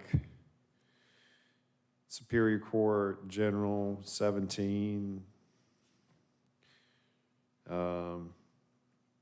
District Attorney, 17. Marshal, 10, if I'm reading that right. Shouldn't that be a way to look at it, 10 vacancies? Yes, sir, those are their total vacancies for each. So I'm sort of struggling with, you know, why we would extend these while we've got, you know, in many cases, significant vacancy numbers over here, you know. Let's see, what's another one that's here? And they could convert these roles over to these other positions, correct? We have been working with the various agencies who are trying to spend their ORCA resources down based on the schedule and the timeline that was provided, and allow for movement of those positions over to general fund positions. So some of the agencies, yes, sir, have been converting general fund positions to get them to the right titles in order to make those movements from the ORCA positions. All right, so it's not like we don't earmark this other, that it's ending today. There's, funds in here that it will continue. Also note that you've got, and if it accelerates and people, or people are moving earlier and all that sort of stuff. The other thing it looks like we've got, in the other piece of this, about $5.7 million that we had sort of committed to ORCA that has not been spent yet, correct? We did, but that has been distributed across all of our justice partners, and we will exhaust that in the next couple months, and at different rates, different. Assuming that, under sort of the assumption of what, like what their burn rate has been kind of historically, Okay. while taking into account what their staff reductions have been. Okay. But we're not, the people that are there, or some people are just choosing to leave because they're naturally kind of like, hey, I'm not being offered other positions. This thing's going to sunset, whether it sunsets, at the end of the year, it's going to sunset. Right, there are natural attrition, or there is natural attrition occurring. And we're not saying to them, we're saying you got to manage that, but we're also, at the same time, we're not saying, within the footprint of the financial stuff, but we're not saying, this person's got to be gone, 2 weeks from now, correct? Some departments will be in that position. They will But what, exhaust. as their funds start to exhaust, right? Correct. Right, but others may not be. Correct. Different Okay. departments manage their budgets differently. Some continue to burn. Yeah, rate. so I think changing it at this stage of the game, I think creates more complexities to it than not. I'd rather see us take that funding and, figure out how we're going to more effectively deploy it. Whether that's repurposing to the general fund, looking at specific augmented staffing for clear areas where it's justified and warranted, and we can see that in terms of, kind of what the numbers suggest in terms of activity and performance, et cetera. So, that's just sort of my view on this use of the 10 million, which I know I guess we'll discuss a little bit further. I had one other, just a couple other quick questions going back to in the case disposition stuff, the slide related to sort of what's left. On those Superior Court numbers, do we know like how much of that would be like family court matters versus criminal cases? That's exactly what Superior Court is going to speak to, what their remaining case Okay. composition is, and similar to what Judge Taylor did, speaking to state court, kind of what any complexities exist to close those out, and then if it does go into 2025, what a target completion would be for those. But yes, we plan to present a detailed breakdown of the remaining cases. Have you seen any of that? Can you? We have a draft for this month, and then we pulled it thinking. Is there a substantive amount of that that is actually family matters? I guess. Family court is a large proportion, as well as, and I'm forgetting the term they use, but those that need to be arrested, they're free. They're not similar to the currently issue we talked about with state court. Exactly. So Okay. they can't move those cases forward until that individual's arrested. Okay, so we'll be able to sort of break down in terms of kind of understanding how many of these are. That's exactly what we'll do. Controllable case, being able to drive things, and things that may not necessarily have that ability to do so. Okay, all right, Yes. thank you. Thank Other you. questions? Thank you, Commissioners.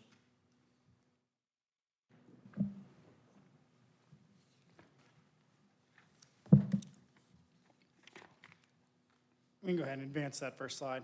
Good morning, Brett Lacey, Deputy Director of Select Fulton. And again, we were here just a few weeks ago celebrating our number 4 ranking in the nation of best counties for economic development. And no small part of that is a result of the availability of our skilled and trained workforce and their readiness to work, and our support of small business and entrepreneurs. So we bring a few updates on that this morning, just that supports why Fulton County is one of the best in the country for economic development. If we can go to the next slide. I want to start, as the county manager alluded to, with really thanking and praising the workforce board that we have that really oversees and sets the strategy for the workforce programs in the county. As the county manager noted, this board that has been set by Chairman Pitts and his leadership is full of public, private, nonprofit leaders within Fulton County that are really leaders in several spaces that have helped us really set the model for the state. I would point out one notable piece of that is the work that we have done in attempting to partner our workforce programs with programs such as the SNAP Employment and Training Program.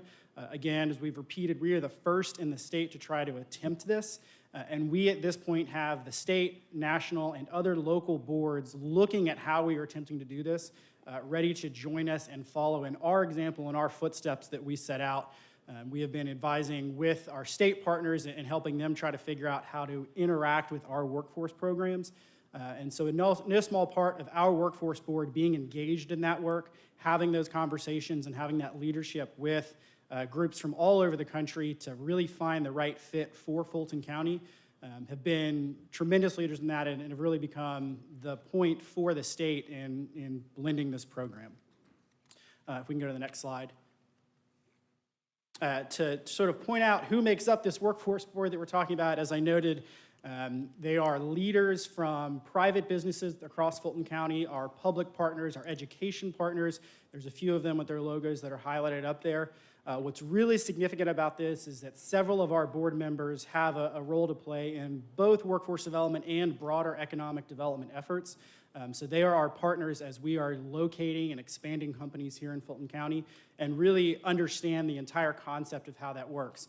Again, a model of how the chairman has filled this board of really having that economic development piece forefront to be able to drive job creation and job placement into our openings that are across Fulton County. So again, thank you to these leaders that are here. Again, some of them have been here today with proclamations and they joined us a few weeks ago for that. So again, thanks to this board that has really taken the leadership of that and the work that they have given of their time to help lead these efforts. We can go to the next slide. One more. All right, so getting into some of the actual performance, this is going to be performance numbers that reflect our last year. So our program year would run July 2023 through June of this year. And sort of as a reminder, this is really just the numbers that are at the end of the process. So we have individuals that probably came into our door anywhere from 12 to 18 to 24 months ago to start sort of their job training and employment services journey. So the numbers that you're seeing here are really only those that have gone through all of the process of identifying the training program they want to enter into, actually getting that credential or certificate, doing other employability workshops like resume writing and job search assistance, doing the actual job interviews, and then getting that job opportunity sometime over the last year. It is very important that we note that we exceeded all of the performance measures that the state sets out for us. So this is of the individuals that finish our program, how many of them get into those job opportunities, and what do the wages look like when they get there with, again, that idea of self-sufficiency in mind. We exceeded all of those performance measures over this past year and continue to really succeed in that area of meeting the goals that are set for us. The county manager already noted that we do see a very positive return on investment of the efforts that we make, impacting the economic investment in our local communities by really driving those wages. The colorful imagery that you have here represents sort of the distribution of where these job trainees are getting employment opportunities, healthcare being a large one along with manufacturing. What's important is that we have compared these to where actual growth is in the industries in Fulton County, and they match up very closely with where the job growth is going to be over the next 5 to 10 years. So we are right on track in training where that future workforce demand will come from in the county and making sure that we meet all of that. One other note that I'll put on here, sorry, one more thing on this slide. As you can imagine, these 125 individuals over the last year in a number of different industries largely are just going to be about one trainee graduate into an employer. I will note that we have had several employers over the last year that have hired multiple participants, which really speaks to them seeing the county as a resource to fill their vacancies and coming to the county and our programs as being a quality trainer and provider of these individuals that are ready to do the job on day one. So the fact that we get that repeat business, it speaks very well of the quality of the programming that we're provided. And then we can go to the next slide.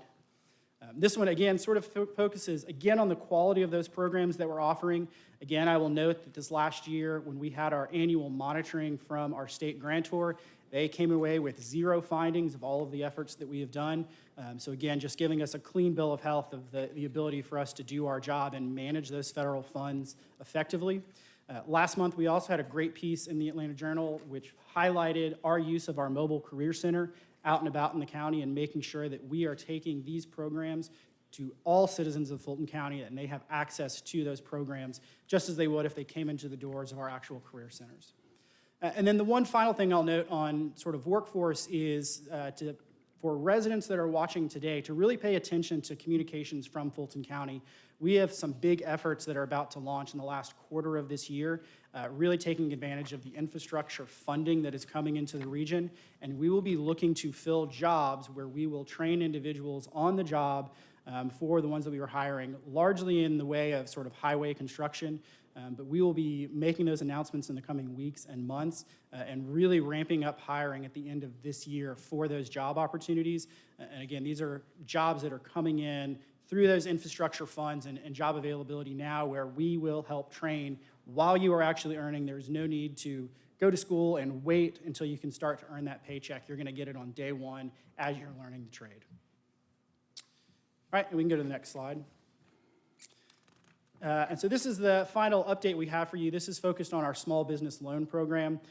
As a reminder, this was a program that was funded through our ARPA resources where we partnered with ACE to really leverage the funding that we had and bring back a much larger availability of resources to Fulton small businesses. We did target minority and female businesses for this. They were existing businesses that were able to really capitalize on that loan and make repayments. But you see that we took the small investment that was made out of the ARPA and turned it over about 4 to 5 times in the total amount of loans that were dispersed, just at $46 million there, almost 600 loans that were provided. And again, this is an area where Fulton really was the lead and set the standard. We were first to market with this program. So we were the first in the state to roll out the small business loan program. And again, just demonstrates how Fulton is not only innovating, but leveraging the resources that we have to really bring a strong return on that investment and support not only our job seekers, but the employers and businesses that we have across the county. And so with that, I will take any questions that you have. All right, Commissioner Barrett. Thank you, Mr. Chairman. I just had a quick question on this last slide with the small business loans. Can you just talk a little bit more about the partnership with ACE? Did they just do it? Did they handle it all operationally and we just gave them funds and got reporting, or how did that work? Yeah, they were a strong partner throughout the entire process, really helping us think through the best way to leverage the loans and then provide the actual access that comes with it. Another major part that they had was they provided coaching to those small businesses. So not only did you receive the loan, help take that loan then to go to other partners and leverage it to increase the amount of the resources that we could provide, but they then were with the small business and the entrepreneurs throughout the process, coaching them to ensure that they were really making the best use of that loan to fill the needs, which largely was going to be a result of income loss from the pandemic. But providing them those additional resources and coaching and just small business support throughout the entire process. So they helped to manage the program, they helped provide programming of it in way of coaching, and then, again, leveraging it to take it to market to other lending sources to really grow that pot. The other question I had regarding the 135 loans that we did, do we have any plans to sort of follow through with those businesses, see how they're doing, sort of celebrate their successes along the way, that kind of thing? Because right now it's just sort of a number, and I know there's real people behind these businesses, so it would really be nice, I think, to to make that connection with who we've helped and how it's going for them and where we can help them down the road potentially. Yeah, definitely. I can check with our team on sort of what sort of celebratory success stories that we have, as well as sort of the in numbers of what we actually did with the loans. Thank you. Other questions? Thank you.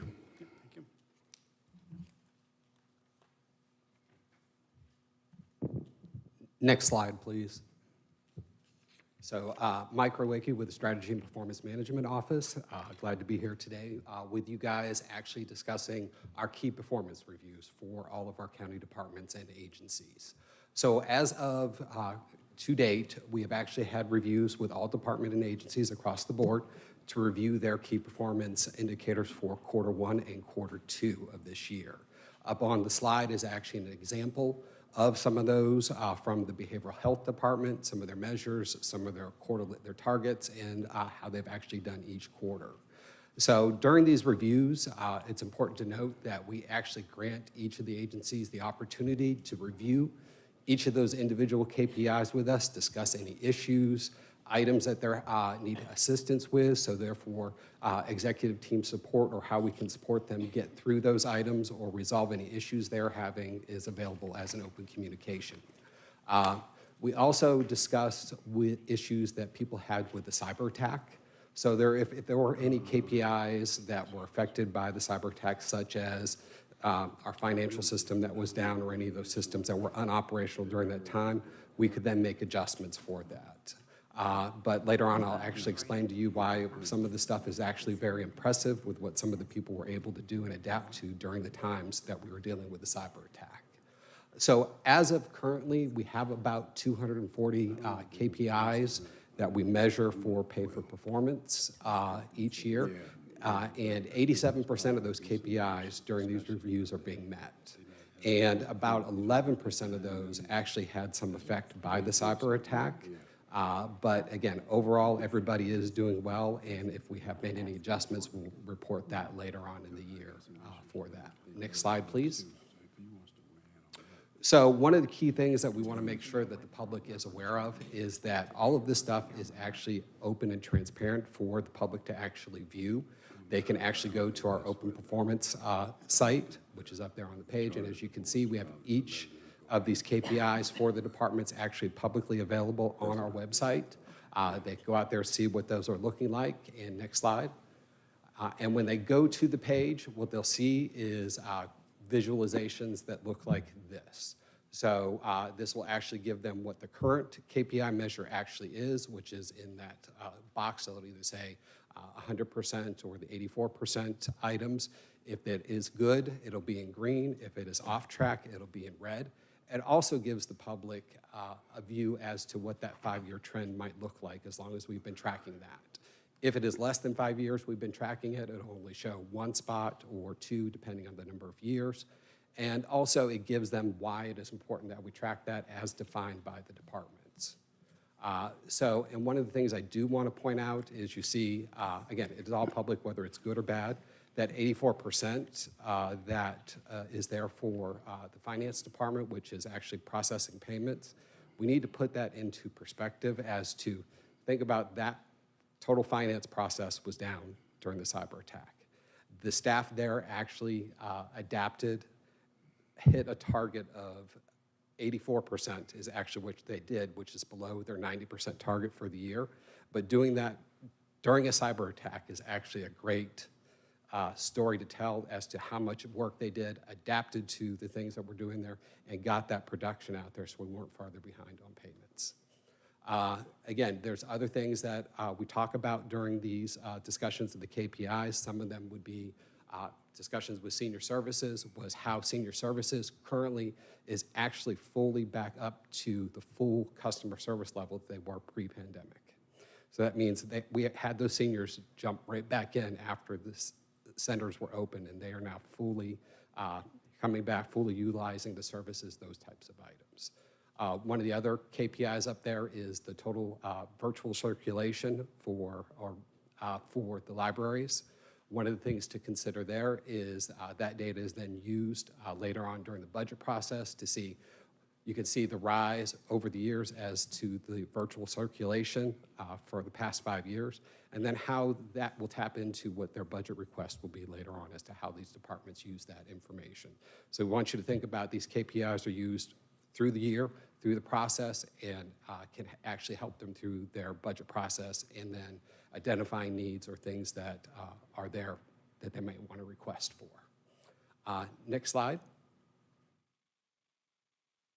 So also some things that we talk about during the KPI reviews with the departments actually is what we're looking forward to in 2025. We always want them to be thinking forward-facing and what can we do to improve what it is that we're looking at across the board. So we have actually proposed for 2025, and why this is important is, again, this could affect staff's future impact for pay for performance. But 3 new KPIs that we are proposing for 2025 are up here on the screen. One of those is going to be the processing of invoices that are submitted to accounts payable, making sure that each of those invoices as they're submitted to departments get processed timely, and then our vendors are actually paid. We've actually had some departments that have done this as a KPI in the past, have shown how it has worked to improve their system and the steps that they take to make sure those are through. So we're proposing that countywide for everybody. The next one is P cards and T cards for our procurements.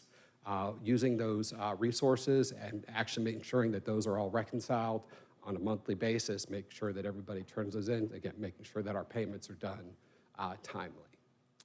The third KPI that we're looking at will be an HR issue, and which is ensuring that people actually process once they receive their list of eligible candidates, that they actually go through the process to do the interviews, make a selection, and we would, 85% of the time, they would do that within 30 days.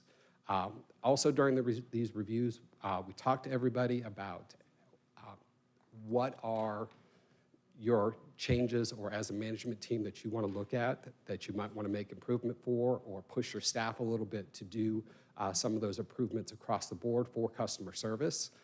So again, we ask them to look at those, think forward-facing, and give us some new measures. We will give the opportunity to each of the departments to negotiate each of their KPIs during the fourth quarter of this year, and then we will kind of mark those as we go along and make any changes or keep the same ones as the departments. Next slide. And with that, I'll take any questions on our KPI reviews. All right, Commissioner Ellis.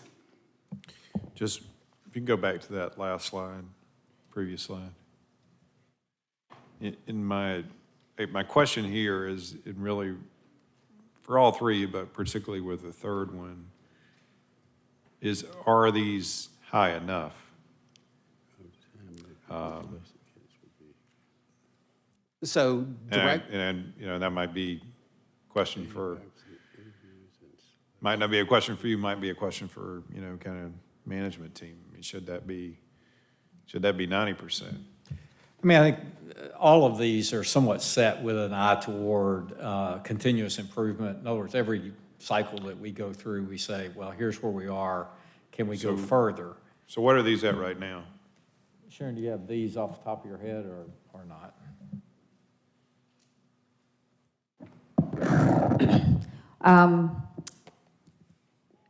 I think that the departments are,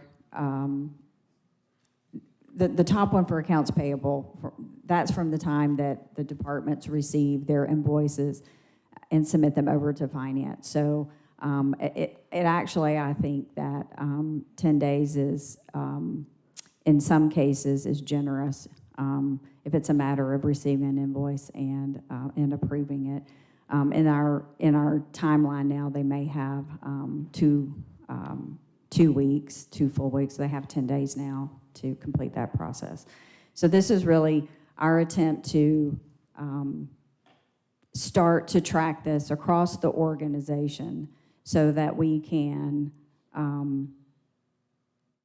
really see where the slowdowns are occurring. When you hear something about a vendor who hasn't been paid for an egregious period of time, oftentimes accounts payable doesn't even know the invoice exists because it didn't come to them first. It went straight to the department and has been held in the department. The new ERP system will provide us with better tools for tracking and managing this. But to the manager's point, we felt like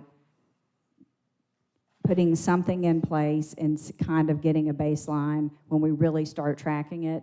I personally think we should have a higher target ultimately for the first one and the second one.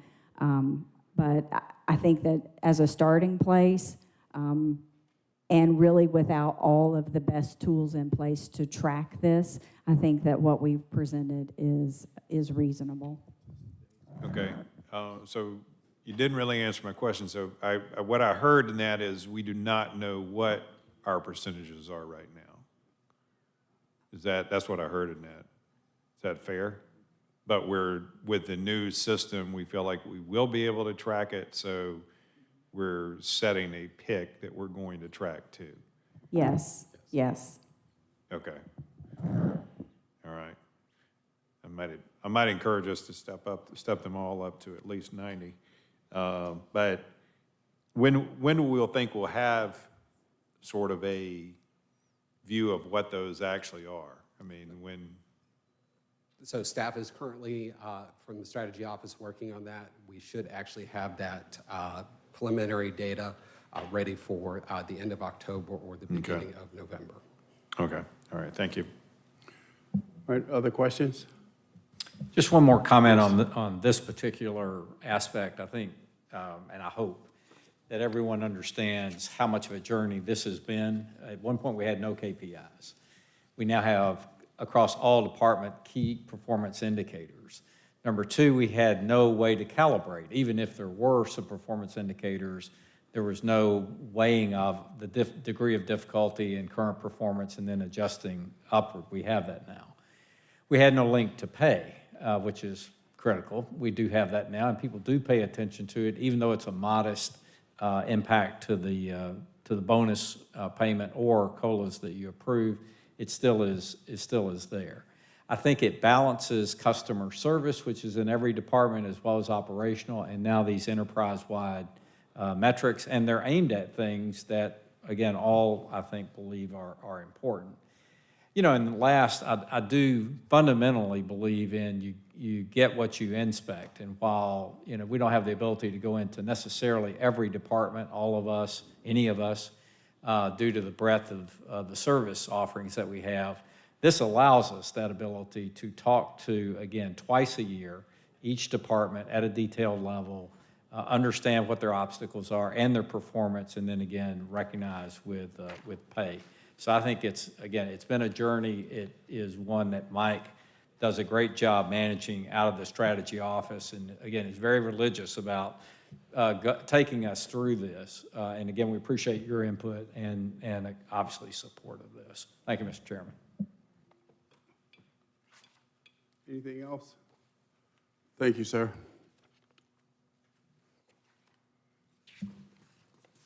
All right, next is Mr. Davis. Good afternoon, Commissioners. We will be reviewing the jail bullets plan as well as some generalized information regarding cell utilization as well as maintenance performance. So first, as an overview of the blitz and its progress to date, we have completed 6 units, or 55%. That's 6 of the 11 units that were chosen to be rehabbed. That represents 726 cells out of the total 1,122 non-medical cells that have been rehabbed. The 7th blitz unit, this statement is a little inaccurate as this presentation was prepared before last week. This 7th blitz unit, 5 South, actually completed yesterday. We are working with the Sheriff's Office to have inmates and materials moved up to over to the next area on the 5th floor. So that ultimately, as an overall project, we're going to be doing 9 of the 11 units are expected to be done by the end of the year, with the last unit or 2 being completed in January or February of 2025. From a maintenance performance perspective, in the month of July, 1,142 work orders were completed out of the 1,643 that were submitted, or 69.5%. Please keep in mind this is work orders that are not associated with the jail blitz. Also, from a preventive maintenance perspective, we completed 82% of the 327 scheduled work orders. Next slide, please.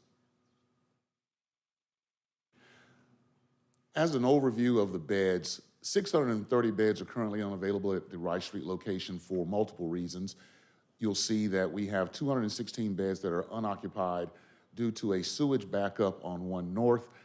We have contractors now that are literally digging into the ground outside where we believe we either have something snagged or a collapsed line that is contributing to the backups that have occurred as of late in that particular housing zone.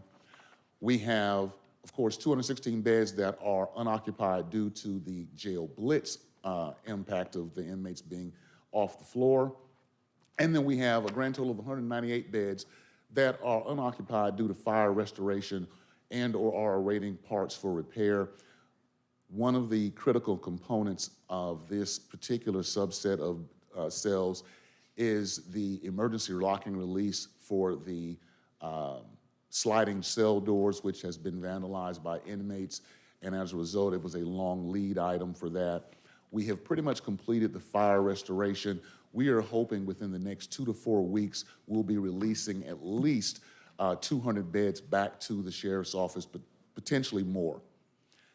And as a review of the overall unused bed system-wide, 90% of the unused cells are due to the jail blitz or other long-term repairs. There's always a need for space in the facility to be unoccupied, and that's factored into the overall count due to the need for classification by the sheriff's office. We also have some unused beds and those that were allocated for out of county as a result of the other jurisdictions limiting the classification that they will accept in their facility. And then we have some empty beds at the Atlanta City Detention Center and the Jail South Annex that are empty due to staffing availability. And that is our report, and be willing to take any questions you may have. Commissioner Thorne. Quick questions. The sewage backup, could you explain how that happened? Who's responsible? Is it an issue we have with our facility, or is it something with Atlanta Water and Sewer? If I may, could you go back one slide, please?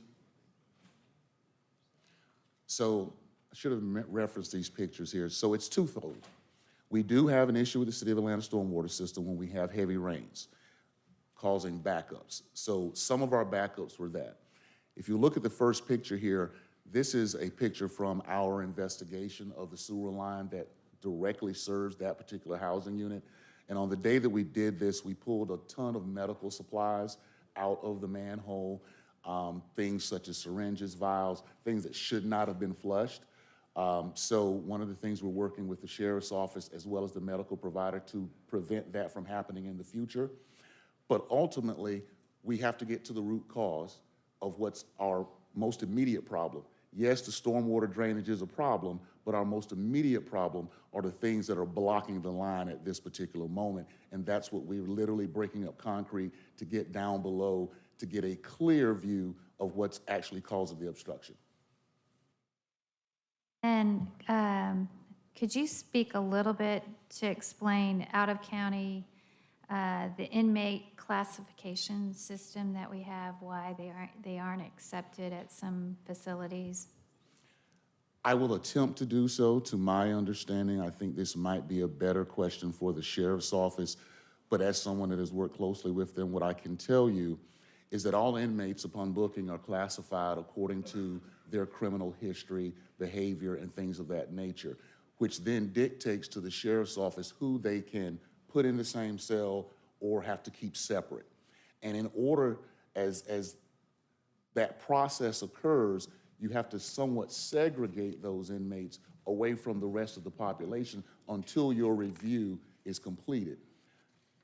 Cobb County, for example, and this is from my listening in on the sheriff's office calls, will only accept certain levels of classification, i.e. Fulton County can't send the worst of the worst to Cobb County. They won't accept it. Thank you. That's all I have. Yes, ma'am. All right, other questions or comments? Thank you, sir. Thank you. Next. Next slide, please, Mr. Chairman. We have the, it should be the ARPA. Keep going, next slide. Next slide. Our ARPA reporting.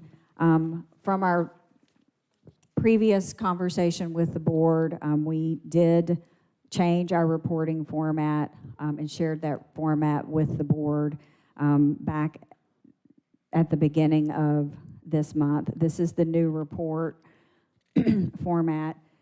What you will see is that we have identified the project or the initiative, the amount that has been budgeted, and if you will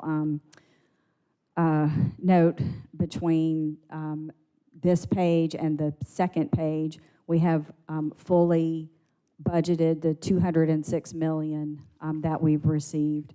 The next column is an indication of whether or not the initiative has been approved by the board, whether or not a contract has been let or issued.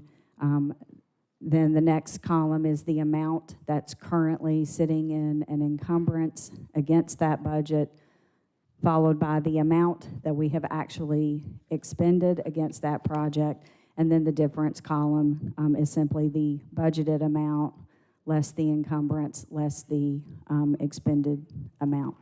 So that is the new report format. The comment section provides a comment related to either the status of the project or if there is a difference, what we intend to use that difference for. So for example, the very first line, I know it's very difficult to read, the very first line, the Behavioral Health Crisis Center has a budget of $16 million. As of July 31st, we still had 1.7 encumbered. We had expended 13.6, and we had a difference of about 700,000. And that project, we expect to bring our final change orders related to that contract to the board soon for final approval. And when we do that, that difference will be taken up by the contract change orders. So through the entire report, we have noted and commented on the status of each project. And then in the far right-hand column, we've identified whether the project is still active or it's completed, and all of the active projects are listed on this page. And if we go to the next slide, and the completed projects start, all of the projects listed on the second slide are complete. The thing that I wanted to just summarize is the total. So we have the $206.2 million that we received in from the American Rescue Act. We have that in the budget. We currently have $43.5 million of that is encumbered. 148.1 has been expended, and that leaves a difference of $14.6 million. That $14.6 million difference is primarily composed of the funds that we have set aside for the Developmental Disabilities Training Center. That's $5.4 million of that total, as well as the funds that were remaining to spend on the ORCA court backlog project, 5.7, and then the balance is sprinkled throughout the remaining active projects. So we did want to share the new reporting format and allow the board to ask any questions on that if you have any. Okay, next slide, please. The manager mentioned earlier, and I believe Commissioner Ellis brought this up during the millage rate discussion, we have identified that through the end of July, we have accrued $9.8 million in interest on the funds that we have received. Those funds are available for the county to use for any purpose. Our recommendation that we are bringing forward today is to use $3.5 million of the interest earnings to allow the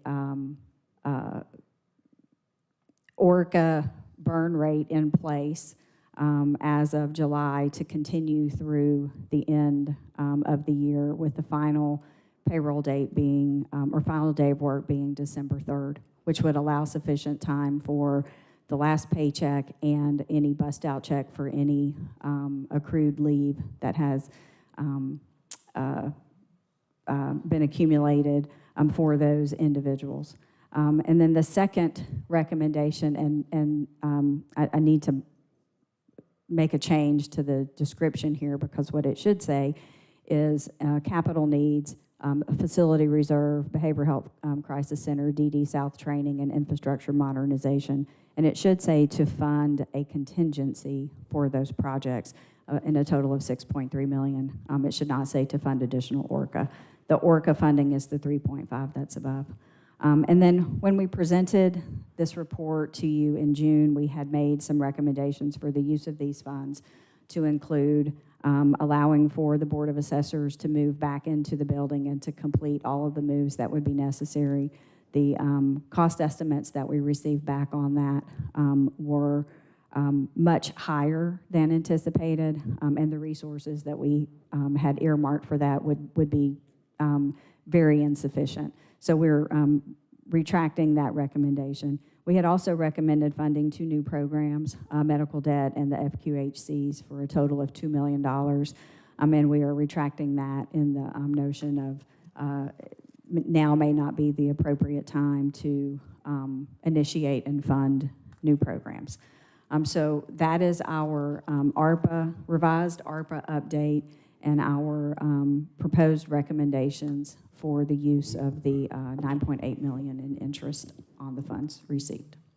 So you're interested in reactions to this, or recommendations, or what? Yes, sir, both. Well, I'll begin. I'll be very clear. I'm not in agreement with what's proposed, what you just explained. Couple of things. Talk again about the move of the Board of Assessors. We got, any given day, half of this building is empty. And we're paying, how much are we paying for rent at Peachtree Center for the Board of Assessors? An annual rent? Don't have that number readily available, but we can certainly get it. Yeah, I want to say it's somewhere in the neighborhood of 800,000. Less than $1 million, but Yeah. at least 800 annually. Yeah. The problem became, I think, the estimated move came in at 15 million, Joe? About 17. 16. 16. And that was our estimate? No. What was our estimate?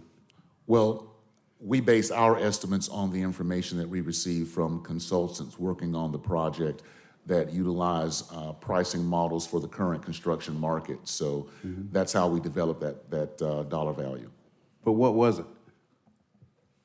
For the entire move, for tax assessors, roughly 16 million.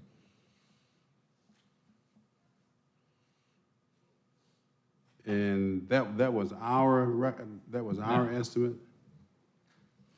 That is the estimate provided to us by our consultant designing the project. And how has that changed? Well, let me clarify. Our placeholder estimate, rough estimate, was 4.5 million. That's what I'm getting at. Yes. And then when the bid came back, it's 16 million. And then forgetting the lack of funding, if you even thought about it on a basis of break even, you're talking 16, 17 years to spend that much to move back to eliminate 800,000. So I think it's desirable to get them back, but right now it doesn't seem possible. Mr. Manager, I would have to respectfully not disagree, but I just see it differently. We had all this vacant space in this building, half of it, at any given day, and we're spending that much. And we believe that going back to a 4 million plus, that we were off by, what is that, 12 million? So that's a problem for me. As one, I hate to say it, somebody says one commissioner. The other is we had talked about the medical debt in the FQHC for $2 million. I still feel very strongly about those two programs. So if you want some feedback, that's my feedback. But the big one, though, is the continue to have the Board of Assessors at Peachtree Center when we have half of this building empty. It's hard to explain to people. And that era, we don't like to use the word era, mistake, but 4 plus to 16, it's interesting. Commissioner Thorne, so that's my feedback, so. Yes, sir. I basically had the same question about moving the tax assessor over. I think it'd be great for the citizens to be able to visit the tax assessor as well as the tax commissioner in one stop. But I'm just still kind of a little, you clarified very well. How is it a $16 million move? What's involved in moving them that it would be so incredibly expensive? Part of that process also involved looking at the design of the space in which they would be moving into. And once you apply construction costs to that, that's how you develop your overall pricing of $16 million. It's not just the physical move, it's also taken into consideration providing the tax assessors with the appropriate space in this building which requires construction. Yeah, Joe, just give a sense, because I agree, the 16 million seems extraordinary, but how many departments and floors would be impacted in order to move them back and have them all together in effectively one space? Do you recall that off the top of your head? So essentially, to accommodate the tax assessor's office, they would be moving on to 2 different floors in the facility, principally adjacent, but their overall operation would not go on to one single floor. So you have construction in multiple areas along with the moving costs and things of that nature. And then there's also, to a certain degree, as time has passed, their existing space, if we were to try to pair that with providing exactly what they have now, doesn't quite meet what the tax board of assessors thinks is their actual need. So there's a level of accommodation in the construction portion to take care of whatever needs or shortfall of needs they have now in their current space. The other thing, just to keep in mind, if you recall, when we first proffered up the notion of modernizing this building, taking into account hybrid work environment, we had a budget of $28 million to do all floors. Because of how those bids came in, which I think were 75 million? 78. 78 million. So then we went back to, we're only going to do the first couple of floors for customer facing and then the 10th floor. So that's where we are now. In other words, that program's been reduced hugely. Then when you try to add in the tax assessors, it's just another indication of, because construction costs have not only gone up, but then because we're not doing the rest of those floors, now you're starting to have to get into those floors, because it's one thing to say it's 50% vacant, but it's not contiguous, it's not modernized, so you would have to, in some shape or form, reconfigure where we have folks sitting now. Then that leads to, because we haven't done these floors due to the previous bid being so cost prohibitive, it makes this one very cost ineffective. But we are keeping in account, if we have to do any modernization, the potential of eventually moving them into the building, hopefully someday. I mean, I have been, since inception, been asking why we ever moved them, blocks away from the courthouse, much less the government center. So I'm not sure how that decision was made or exactly what the thought process was, but I think we should continue to look for a way. And I do hear what the chairman's saying. If we can find a poor man's version of getting them here, that would be preferable to leaving them there, in my view. So let us go back and relook that yet again, but I'm not sure, given the gap that we're talking about, that we're going to close that necessarily with these federal funds. All right, just one other comment. I failed to mention this. The 3.5 to extend the ORCA positions, we all knew or should have known if you do your homework, and the employees, that there was a sunset provision on all of those positions. There always is and always will be. Commissioner Ellis spoke to that earlier. So while we would recommend that at this point, I'm at a loss to understand that one. Commissioner Ellis. Well, I think it's sort of blatantly obvious that we have more facility needs than we have funding for. Is that a fair statement? Yes, sir. And we're in the works on certain things, like we got this developmental disabilities South Training Center, which we haven't entered into the contract with on that just yet, right? Developmental Disability South, no, we do not have a contract. We're working on the recommendation. Right. So we've got that. We've talked about the stuff at the government center. I just think the prudent thing, and there's obviously some, we're asking you to speculate on stuff in terms of infrastructure modernization here. I just think the prudent thing to do would be for us to hold this entire $9.8 million into a facility reserve in order to apply to things that we know that we're going to have needs. And I certainly don't think it makes sense to apply this to anything that has any sort of recurring nature to it. That doesn't make sense. It should be viewed as sort of one-time stuff. So I'm going to make a motion that we hold this $9.8 million into a facility reserve. Repeat your motion, Commissioner. My motion is that we provide the management team direction to hold this $9.8 million in interest and any other further interest that might be earned on these ARPA funds into a facility reserve. The whole 9.8. Correct. Because we've already annotated that we clearly have needs that are in excess of that.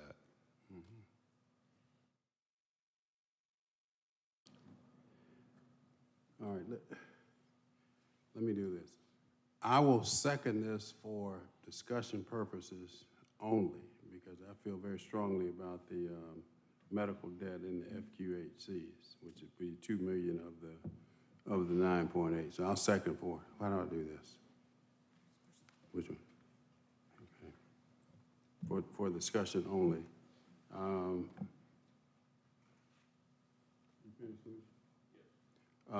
Commissioner Barrett. Thank you, Mr. Chairman.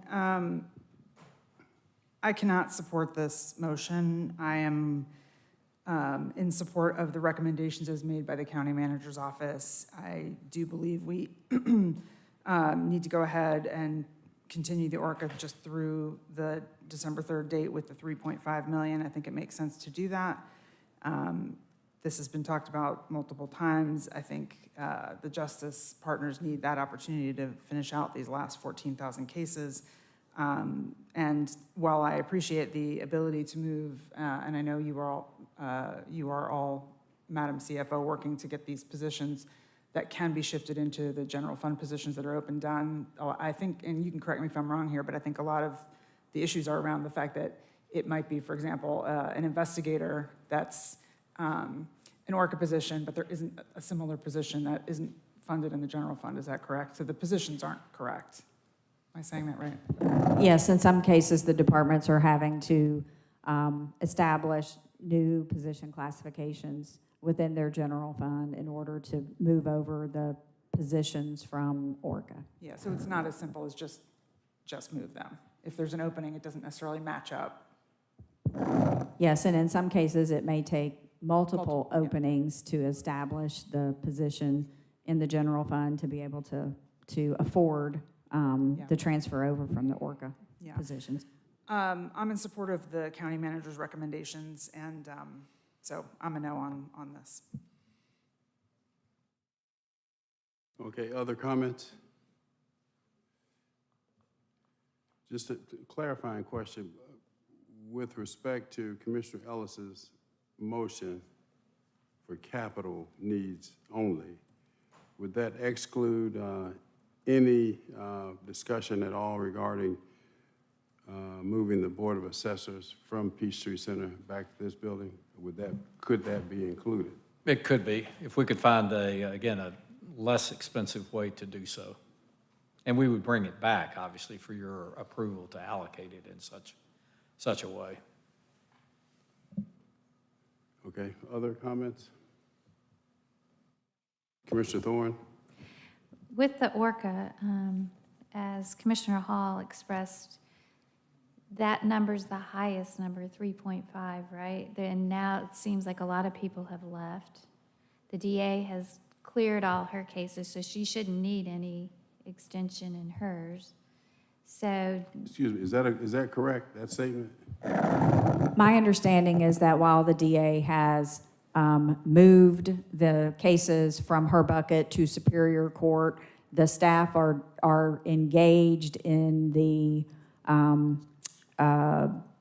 continuing case management effort related to that. So they've been indicted. They're now with Superior Court to get set for a trial. Her team is still working on investigations, representing the cases in court, the cases that have already been moved in Superior Court. So there's still court and case-related ORCA case-related activities that are continuing related to the district attorney. That's just my general understanding.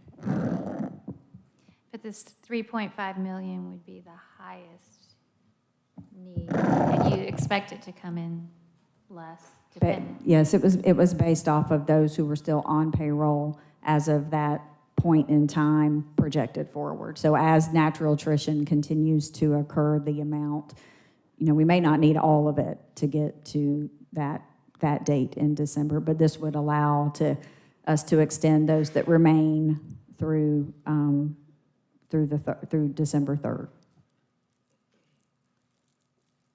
All right, anything else? All right, the Ellis motion is on the floor. Let's vote. And the vote is open.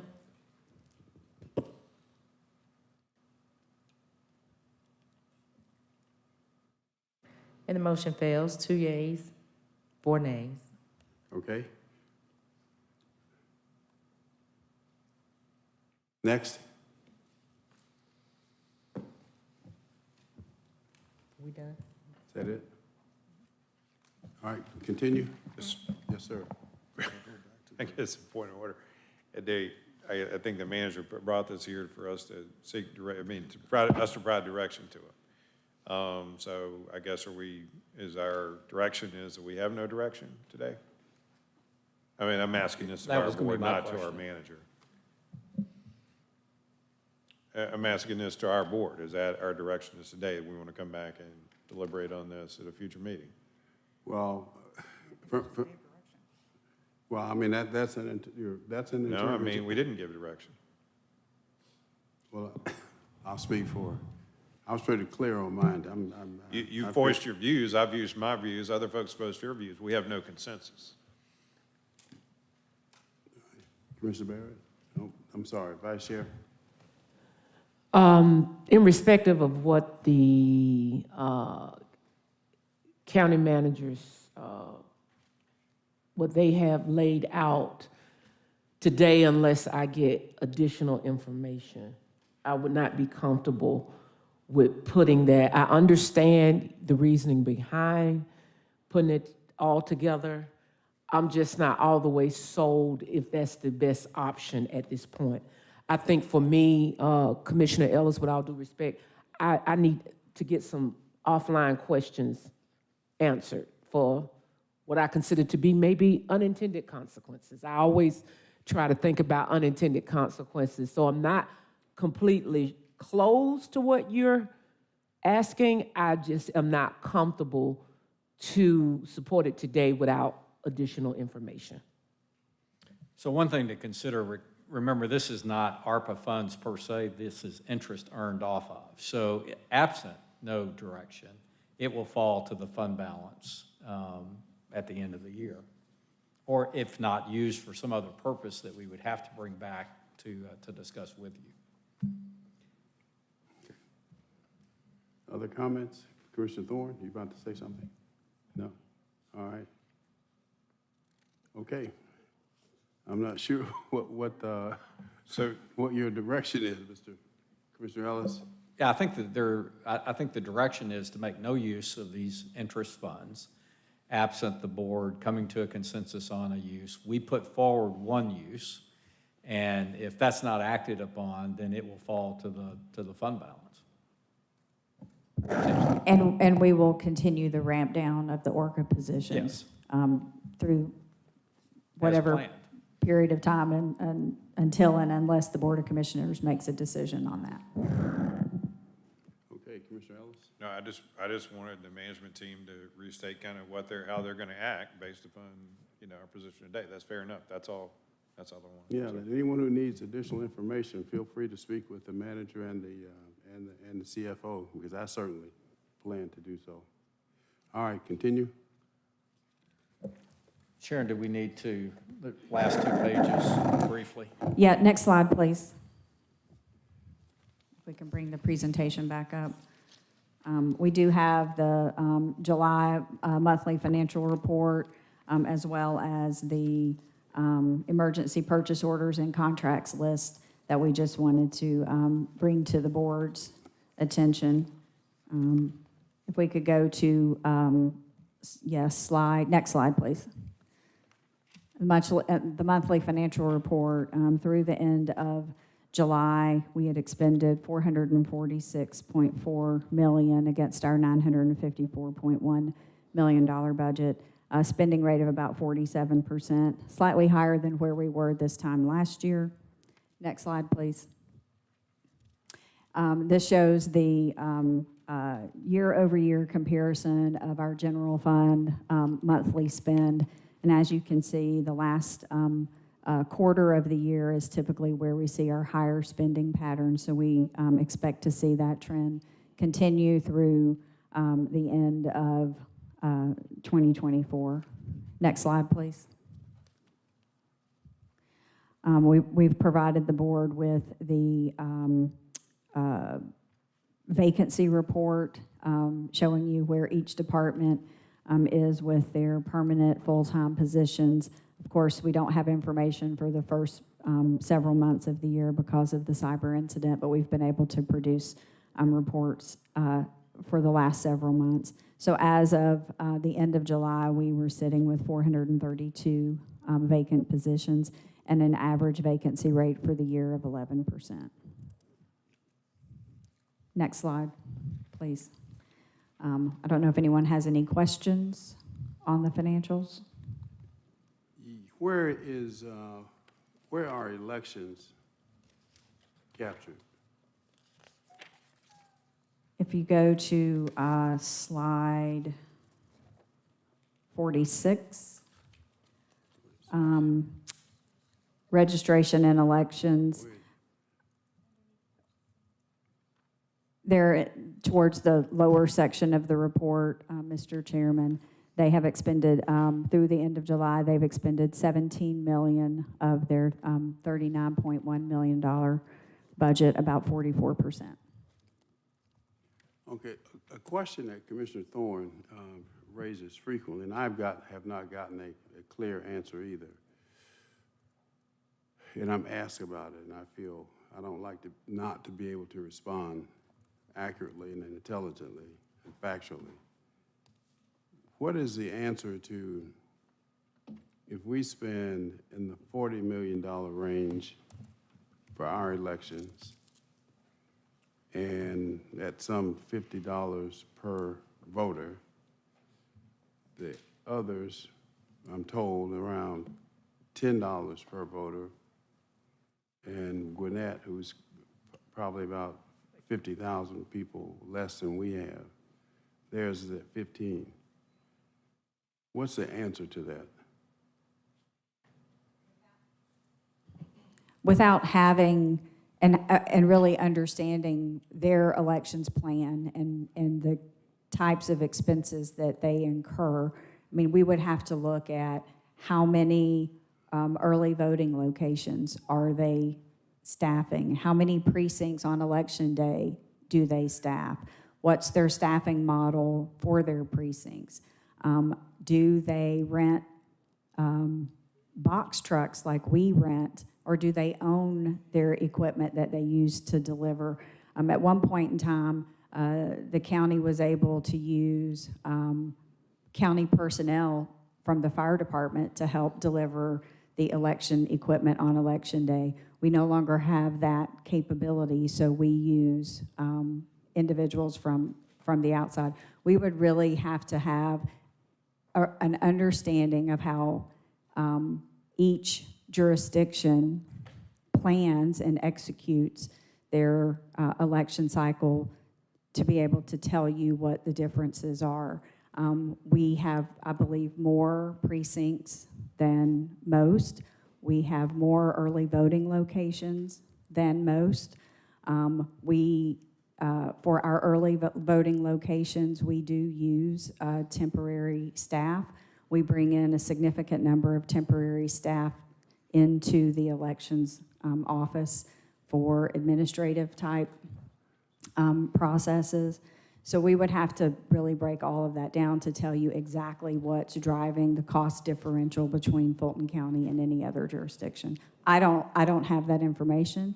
I believe that Mike and the strategy team have been working on trying to gather some of it. I believe Nadine and her team have tried to gather some of it, but I have not seen anything come together. I know Commissioner Ellis earlier this year asked about activity-based budgeting for elections going forward, and we are trying to work on that model as well.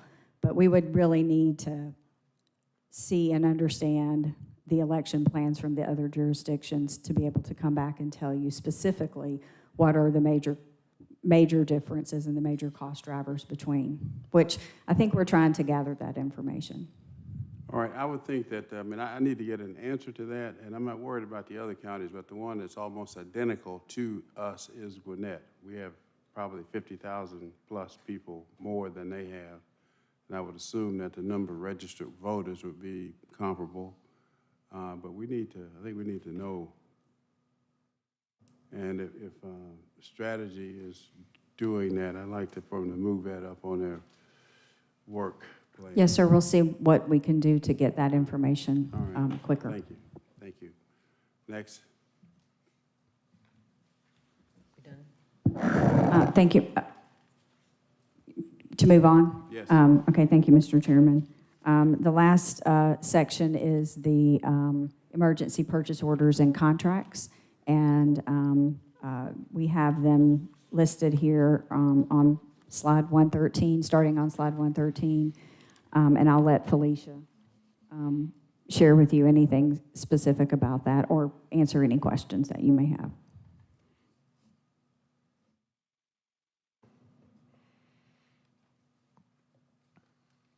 Any questions? No?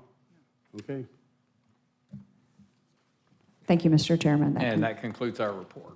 All right. 1247. Continuing on page 5, 240469, Human Resources Management, request approval to modify an amendment to Human Resources Management Policy 316-16 Internship Program Policy. All right, there's a motion to approve by Commissioner Hall. Is there a second at this point? All right, seconded by Commissioner Barrett. Commissioner Hall? Thank you, Mr. Chair. I have a question about the age limitation. I see that it is 16 years old. Is that correct? Good afternoon, Commissioners. Kenneth L. Herman, Jr., Chief HR Officer. Yes, Commissioner, we are recommending that we establish 16 years of age as the lowest age for interns within the county. Okay. This age limitation brought me back to an incident where during one of my youth conferences, a mother contacted me and said that her son was 15 and attending Georgia State University and in high school as well. And she wanted to know if he could actually attend my youth conference because his age was lower than what we initially said. And I am concerned that there are students who will miss the opportunity for an internship with this type of restriction. Do we have any type of work permit process in place? I know when I was 14, I got a work permit, even though my parents didn't want me to have a work permit, but I wanted my own money in my own pocket. So there are a lot of young people who have voiced the same type of want and need. Unfortunately, there are those who actually need internship and need some type of guidance and workforce education. So is there any type of work permit process? I don't know how that process would work, but I know what we were discussing, Commissioner, was that we wanted to make sure that our program has some consistency to avoid, the unintended consequences of running afoul of having underage individuals working within our organization. That's what we felt extremely comfortable with this 16 as the baseline. I don't know if my county attorney team could assist you with that question about whether or not, if we want to provide some flexibility for a lower level individual, because the conversation that you just, the commentary that you just had, we had it in our own powwow sessions about what would happen if you have this extraordinary student that's at Georgia State at the age of 14 or 15. Are we not going to afford them the opportunity? And we said, well, in this instance, no, because we wanted to really standardize the process and avoid the underage workers within the workplace. Okay. So Mr. Herman asked me to weigh in on this. It's my understanding that in the discussion of this policy as it has evolved, the ease of administering all of the interns under the same labor laws, if they're at least 16, was the basis of the HR department's operational decision to not have to have different treatment of the 16-year-olds versus the 14 and 15-year-olds, which would have, that group would have special rules that apply to how many hours they can work and how they would need to be handled as a separate class of employee. Thank you. Thank you. Commissioner Barrett. Thank you, Madam Vice Chair. Just a question on this age issue. Last time when we were talking about this, I mentioned that, I'd like to see us do only paid internships because I feel like when you have unpaid, you're often sort of taking an option away from someone who can't afford to work without getting paid. They don't have the bandwidth. But I bring that up only to say this version did not include saying they should all be paid. Therefore, given that these are, if somebody is working unpaid, is that considered work? I mean, what makes it work? Don't you have to get paid for it to be considered work? So if they are volunteering, then it's not work in terms, as it would be defined under the LSA, which is what would obligate us to pay them for the work. So it could be volunteer work or it could be work for pay. But if it's volunteer, there's not that age limit then, correct?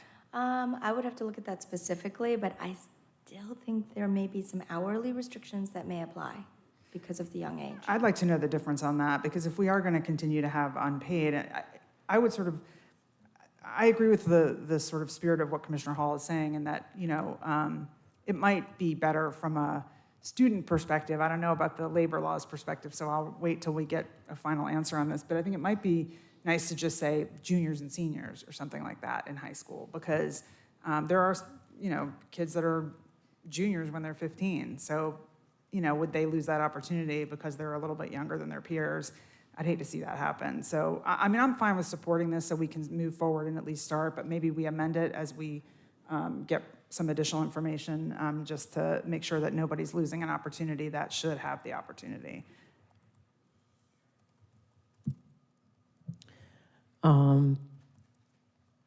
I would have some reservation when it comes to under the age of 16, because I think in the entirety of exposure, risk, certain rules, certain things that we would have to make sure that we have in place for somebody under 16 years old. Yes, you may have a situation where somebody is 15 years old as a junior or senior, that I think we may not necessarily need to do policy for that person, given the risk for someone under 16. I think, Madam County Attorney, I did express that to you before, that the risk that we involve going under the age of 16, in my opinion, I'm not an attorney, but in my opinion, is a different type of risk. And so I would caution that we do not do anything under the age of 16 without some type conversation or special provision or even special permission in place. Because I just see that, having worked in corporate America for a long time, and one who has mentored youth, and one who has, I have actually had youth, middle school youth that volunteered in my office, but I had to treat it differently than someone who was of the age of 17 or older. And so I would just caution us doing that. Commissioner Thorne? I would concur with my colleague. I believe 16 is acceptable for an internship. Someone might have the intellectual capability to be in this environment at the age of 14 or 15, but they may not have the social skills, they may not have the independency that you need, and I just see it as a risk that we would be putting the county in, putting a 14 or 15-year-old in an environment that we have here. It's a political environment at times. It's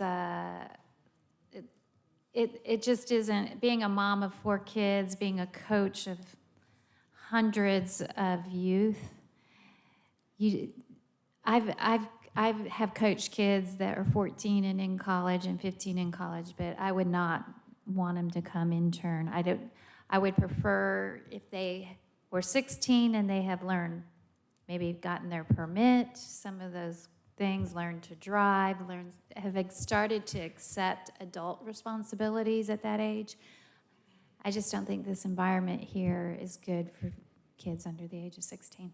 Thanks. Commissioner Hall? I think parents pretty much know their own children. As the mother who stated to me about her 15-year-old who attended Georgia State University, they know their kids. They would have to get permission from their parents to do an internship anyway. And I don't see where arts and culture or the IT department, departments like that, Office of Youth, and others would have any type of negative impact on a young person. I hope that we are not trying to limit students just because it's easier. Thank you. I think from my perspective, thank you, Commissioner Hall, I understand the premise of it, but the liability of it. You know, sometimes parents don't look at the liability of it. I can even use my own case. That is the reason why I'm very meticulous in my thought. My son was 14 years old, had earned a trip abroad based on his scholarly skills. He was at a charter school. Well, I wanted my son to go. I wanted my son to go on that trip. He had earned it. And the teacher, I talked with the teacher, and she said, well, I just don't think it's best, but she didn't necessarily give me a reason why. Well, I had a conversation with the principal. The principal said, I know that your son scholarly has earned the trip, but from a maturity level, we don't think he's ready to travel abroad. Now, I had to take that with a grain of salt, but I appreciated another set of eyes and someone else that looked at past what I saw. I just saw that my son had earned a trip abroad at the age of 14 years old based on his scholarly attributes. However, the teacher, the principal, knew that going abroad, that he may have been a liability. And I'm glad that they were comfortable enough to share that with me. And so I say, even if we can find a different, I don't know the lack of a better word, a different way to do it, maybe, within a different department. But I think when you go under the age of 16, you have a whole different demographic, you have a whole different dynamic, and you can have someone at the age of 15 and 14 years old that's very scholarly and have earned certain things, but they may not be at the maturity level. They may not have been in situations socially. And so I don't want to discourage this. I just think that part requires maybe further conversation and maybe a whole different parameter of dealing with. And Commissioner, if I may, and I agree, if we could, if the board could adopt the policy as written right now based on our recommendations, I have no problem doing some more due diligence to figure out, are there other ways to expose individuals as early as possible to working within the government of Fulton County and government in general? Because that's the overall goal of what I'm trying to do as your chief HR officer. Right now, we only have 0.68% of the workforce, or roughly 29 employees, under the age of 23 to 18, between the ages of 23 and 18. So we have a lot of work to do, and I want to use this as the stepping stone to try and set a goal of, in the next 5 years, having 5% of the workforce between the ages of 18 and 23. But I agree, we do have to look at the various maturity levels that may exist from child to child. And if there are examples, I remember that my first job was at 13 in the Virgin Islands, but it wasn't in an office. We were responsible for painting the schools that we destroyed during the school year. So that was kind of serendipitous that was punishment, right? But yes, we could definitely go back and look to see if in fact there is some alternative. And if we all are comfortable enough between HR, legal, and the management team bringing that back to the board, and even if it's just limited to the arts department and only the arts department where we could focus on one of these things, or if we had, public works, I think Joe could need some help, with tiling around the building or whatever the case might be. We can look at that and figure out, is there a good, happy place for someone under the age of 16? Because again, the key thing is to expose them to government service, and ultimately convert them from interns to employees through our various methods of convincing them and engaging them as well. Thank you, Mr. Herman. Commissioner Thorne? I'm not sure if you can answer the question, but maybe somebody could. Our Fulton County Youth Commission, what ages is that program for? 16. 16, and it doesn't go under 16? No, ma'am. So perhaps we could maybe expand that program to maybe take some youth younger? Commissioner, we certainly can explore that. Yes, that might be another option where they're in an environment with other youth learning and going through the county together with a bunch of fellow youth might be another option as well instead of an internship program.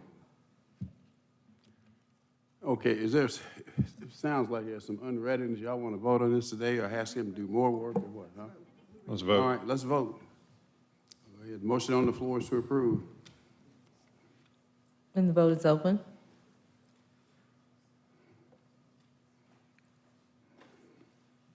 And the motion passes, 5 yeas, 0 nays. All right, continue quickly. We don't have much to get to. 240520, request approval to modify an amendment to policy 320-16, outside employment. All right, summarize, Mr. Herman, quickly. Yes, good afternoon, Commissioners. Yes, it is afternoon. Just quickly provide a summary of what we are attempting to do with these proposed changes. This has been a joint effort between HR and legal to bring the policy in line with recent court proceedings that involve the City of Atlanta. The key highlights to consider was, in that case, was the employee challenged the city's pre-clearance of outside employment rules, which was also mirrored in our procedure. The courts held that the city failed to show why its interest in prohibiting a conflict of interest justified a broad ban on outside employment. What we're proposing for you today is our modified policy recommendations clarify that, 1, all employees must provide notice to the chief HR officer about their outside employment. 2, under what circumstances outside employment will be incompatible. For instance, if it's inconsistent with the employee's obligations, inconsistent with the employee's ability to perform their job, inconsistent with the specific rules that apply to certain licenses and certifications, and or any state or federal laws that it may potentially violate. We also clarify in the policy that outside employment will be secondary to Fulton County employment, meaning that if we need you at Fulton County, you can't tell me you have a second job, I need you here. And finally, that no employee will engage in outside employment during the normal work hours unless approved by the Board of Commissioners. We have one instance right now where our medical examiners moonlight in the cab because of the shortages that they may have in the cab, and sometimes the cab moonlights in the Fulton County when we have shortages. So that's the one instance where we believe that's acceptable to do that during the course of county business. But again, we would bring those kind of situations when they do develop in the future to the Board of Commissioners' attention. And that's Commissioner Barrett. Thank you, Mr. Chairman. Mr. Herman, just a question on the second paragraph in the policy itself is a little bit of a word salad. And it doesn't really say a whole lot. So I'm wondering, first of all, this is the part where it's talking about submitting written notification. It doesn't say anything about when they need to notify, so I feel like that's a little bit puzzling. If, in other words, if someone, I don't know, quote, gets caught having a second job, is that too late for them to then submit the notification? If they have a second job when they take the job here, do they have to notify before accepting, within 30 days? Can you just clarify that? Yes, Commissioner. So that would be spoken to in the procedure itself. And this is a big reset. So all employees, hopefully after you adopt this policy, we will reach out to all of our workers to get them to validate whether or not they have outside employment, and we will go through the process of doing the evaluation. Hopefully that answers. Well, I think there's a big difference between procedure and policy. Yes. The policy to me should include the notification period of time. Like, how you notify is the procedure. When you notify is the policy. So I think there's something missing there. To clarify, I'm reading a policy, I would want to understand how long do I have to tell you after I take the second job. So saying it's in accordance with the procedure is a little, I think it just seems like the wrong placement to me. Again, I can certainly support this because I understand the intent, but I do think that wording should be corrected. And a policy should be in place for when the notification has to occur. All right, the motion is to approve by Commissioner Thorne and seconded by Commissioner Natalie Hall. Commissioner Hall. After hearing some public comment about county employees working on campaign-related jobs, I was looking for some language in here about that, and I don't see anything. Does this apply to county employees having campaign-related jobs in addition to their county employment? Well, it applies to all employees, and I know the county has a policy that prohibits employees from participating in electioneering during the course of the normal business day and or on county facilities. So I would say yes, Commissioner. Okay, so because campaign-related jobs, they don't go through the normal HR hiring process. There are generally no HR departments hiring on campaigns. And so people can be hired to work on a campaign and you never know it until later on.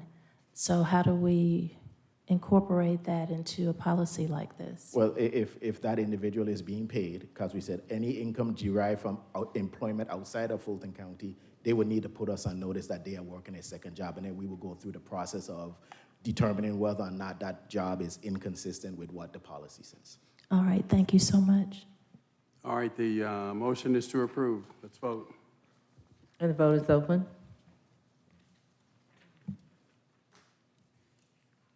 And the motion passes, 5 yeas, 0 nays. Continue, please. 240539, Real Estate and Asset Management, requests approval to utilize a corporate purchasing contract in the amount not to exceed $313,111.81 to purchase and deliver one hydro sewer jetting All truck. right, motion to approve by Commissioner Ellis, seconded by Commissioner Thorne. Please vote. And the vote is open. And the motion passes, 6 yeas, 0 nays. 240540, request approval to increase spending authority in the total amount of $600,000 to provide continued standby, repair, maintenance, construction services for county facilities and to complete the ongoing replacement emergency repair projects at the Fulton County All right, Jail. motion to approve by Commissioner Thorne, seconded by Commissioner Ellis. Please vote. I'm sorry, Commissioner Barrett. Yeah, I have a question. On the, I guess it's page 174 from the agenda, on the description of all this, it says, the project implications paragraph refers to the bond funding. Can you just explain, first of all, this is like additional money towards fixing the jail that we hadn't already prepared or planned for? Can you just kind of explain this entire request, please?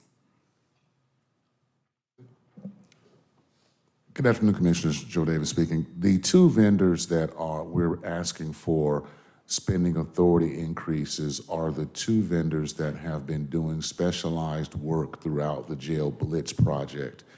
So those two particular entities are our two of our standby construction contractors. The funding associated with the jail blitz was allocated last year. This is not a funding request, but a request to increase their authority because we have maximized the annual authority awarded for this particular contract, but now we need to continue the program, and these two vendors need additional authority in order for us to not disrupt the blitz. So why does it refer to bond funding? What is? Oh, I'm sorry.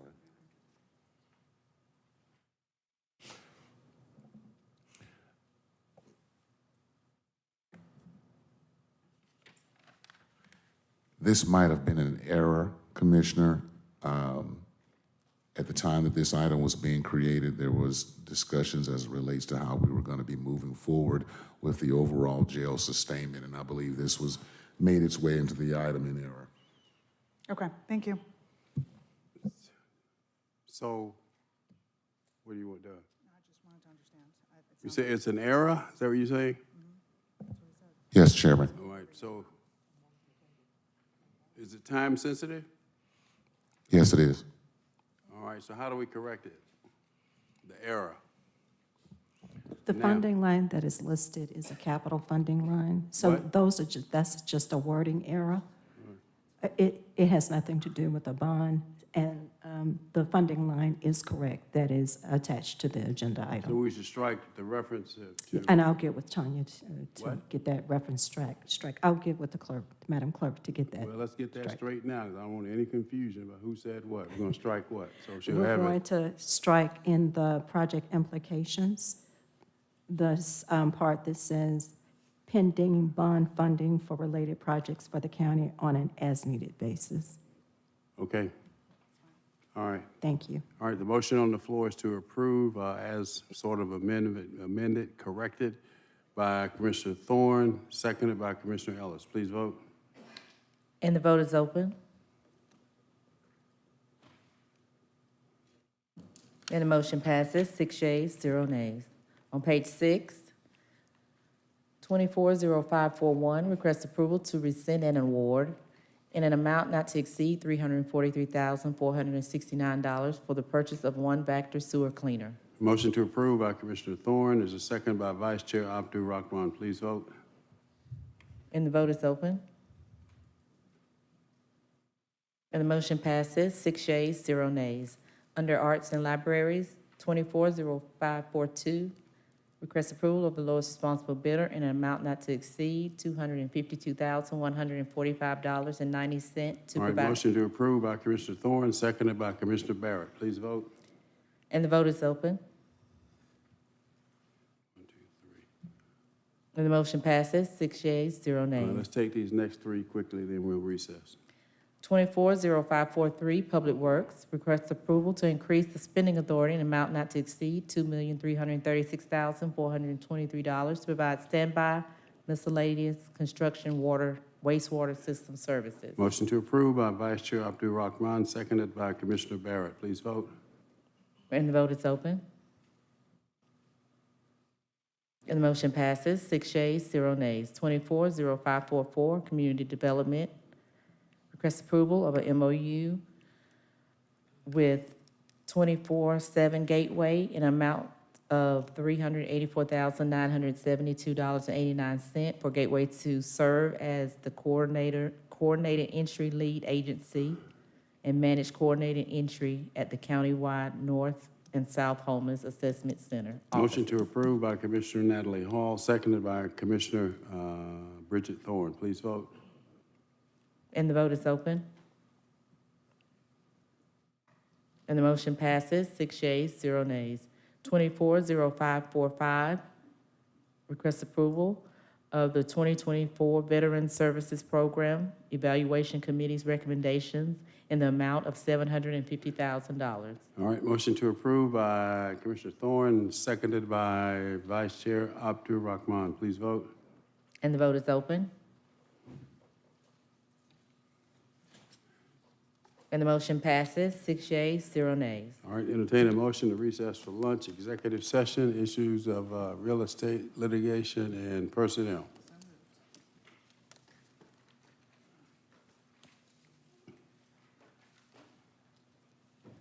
And vote is open. And the motion passes.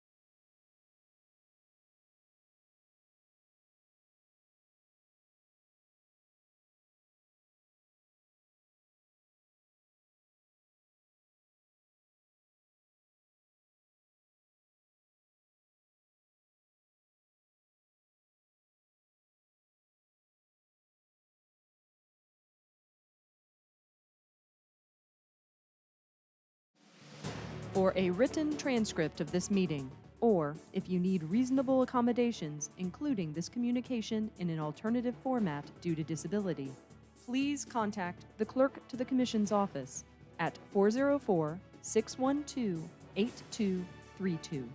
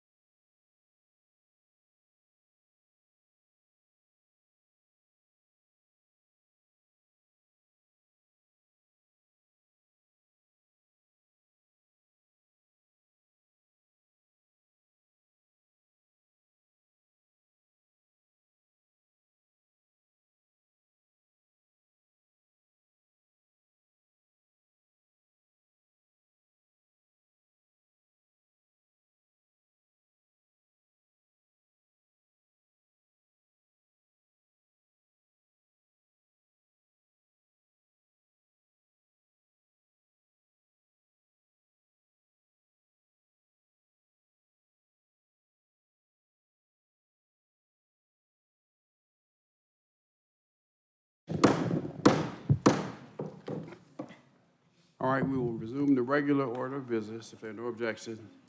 Items from executive session, Madam County Attorney. Thank you, Mr. Chairman. Is there a motion to approve the request for representation in items 4 through 7 of the executive session agenda? We have a motion to approve those items by Vice Chair Abdul Rahman, seconded by Commissioner Dana Barrett. And the vote is open. And the motion passes, 6 yeas, 0 nays. Is there a motion to approve the settlement recommendations in items 8 and 9 of the executive session agenda? All right, motion to approve by Vice Chair Abdul Rahman, seconded by Commissioner Bridget Thorne. And the vote is open. And the motion passes, 6 yeas, 0 nays. No further action items. All right, continue, please. On page 7, Commissioners' action items. 24-04546, request approval of a resolution to correct clerical errors by the clerk to the commission relating to the terms of service of the newly appointed Recording in progress. newly appointed board members of the Housing Authority of Fulton County and for other purposes, sponsored by Chairman Pitts. All right, I'll move approval and explain at a previous meeting, we voted to approve the minutes that had errors in the minutes, and some believe that we can self-correct, which you cannot self-correct. Those minutes were approved by a vote, so this is before us today to make the appropriate corrections, and the corrections that should be reflected in the official minutes are as follows. This all deals with the end of the term. Felicia Moore was appointed to fill the unexpired term of Hazel Jacobs. That term ends or expires on July 13th, 2027. That should be in the minutes. Felicia Moore's term will end July 13th, 2027. Stephen Davis was approved to fill the unexpired term of Leonard Morrow. That term will expire or end on July 13th, 2025. Holly York was approved to replace Barbara Duffy, and Holly York's term will end or expire on July 13th, 2028.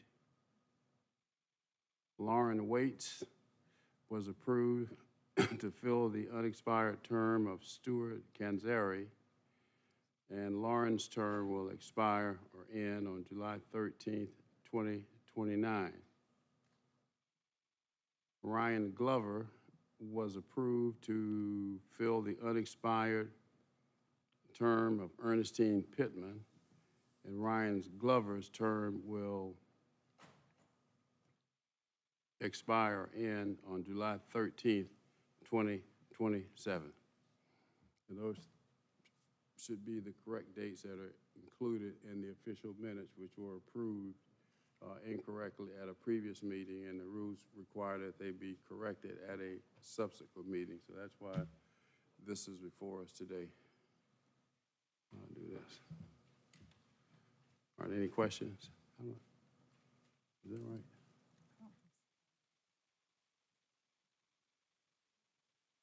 It doesn't say it. It says it on mine. You got it. It says you're good. All right. Questions? All right, let's vote. Motions to approve. Second, I made the motion to approve to make the necessary corrections, seconded by Commissioner Ellis. And the vote is open.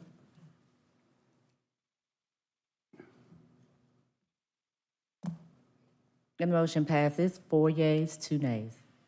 Any other items to come before us today? No further items. No other matters to come before us today. We are adjourned. Thank you.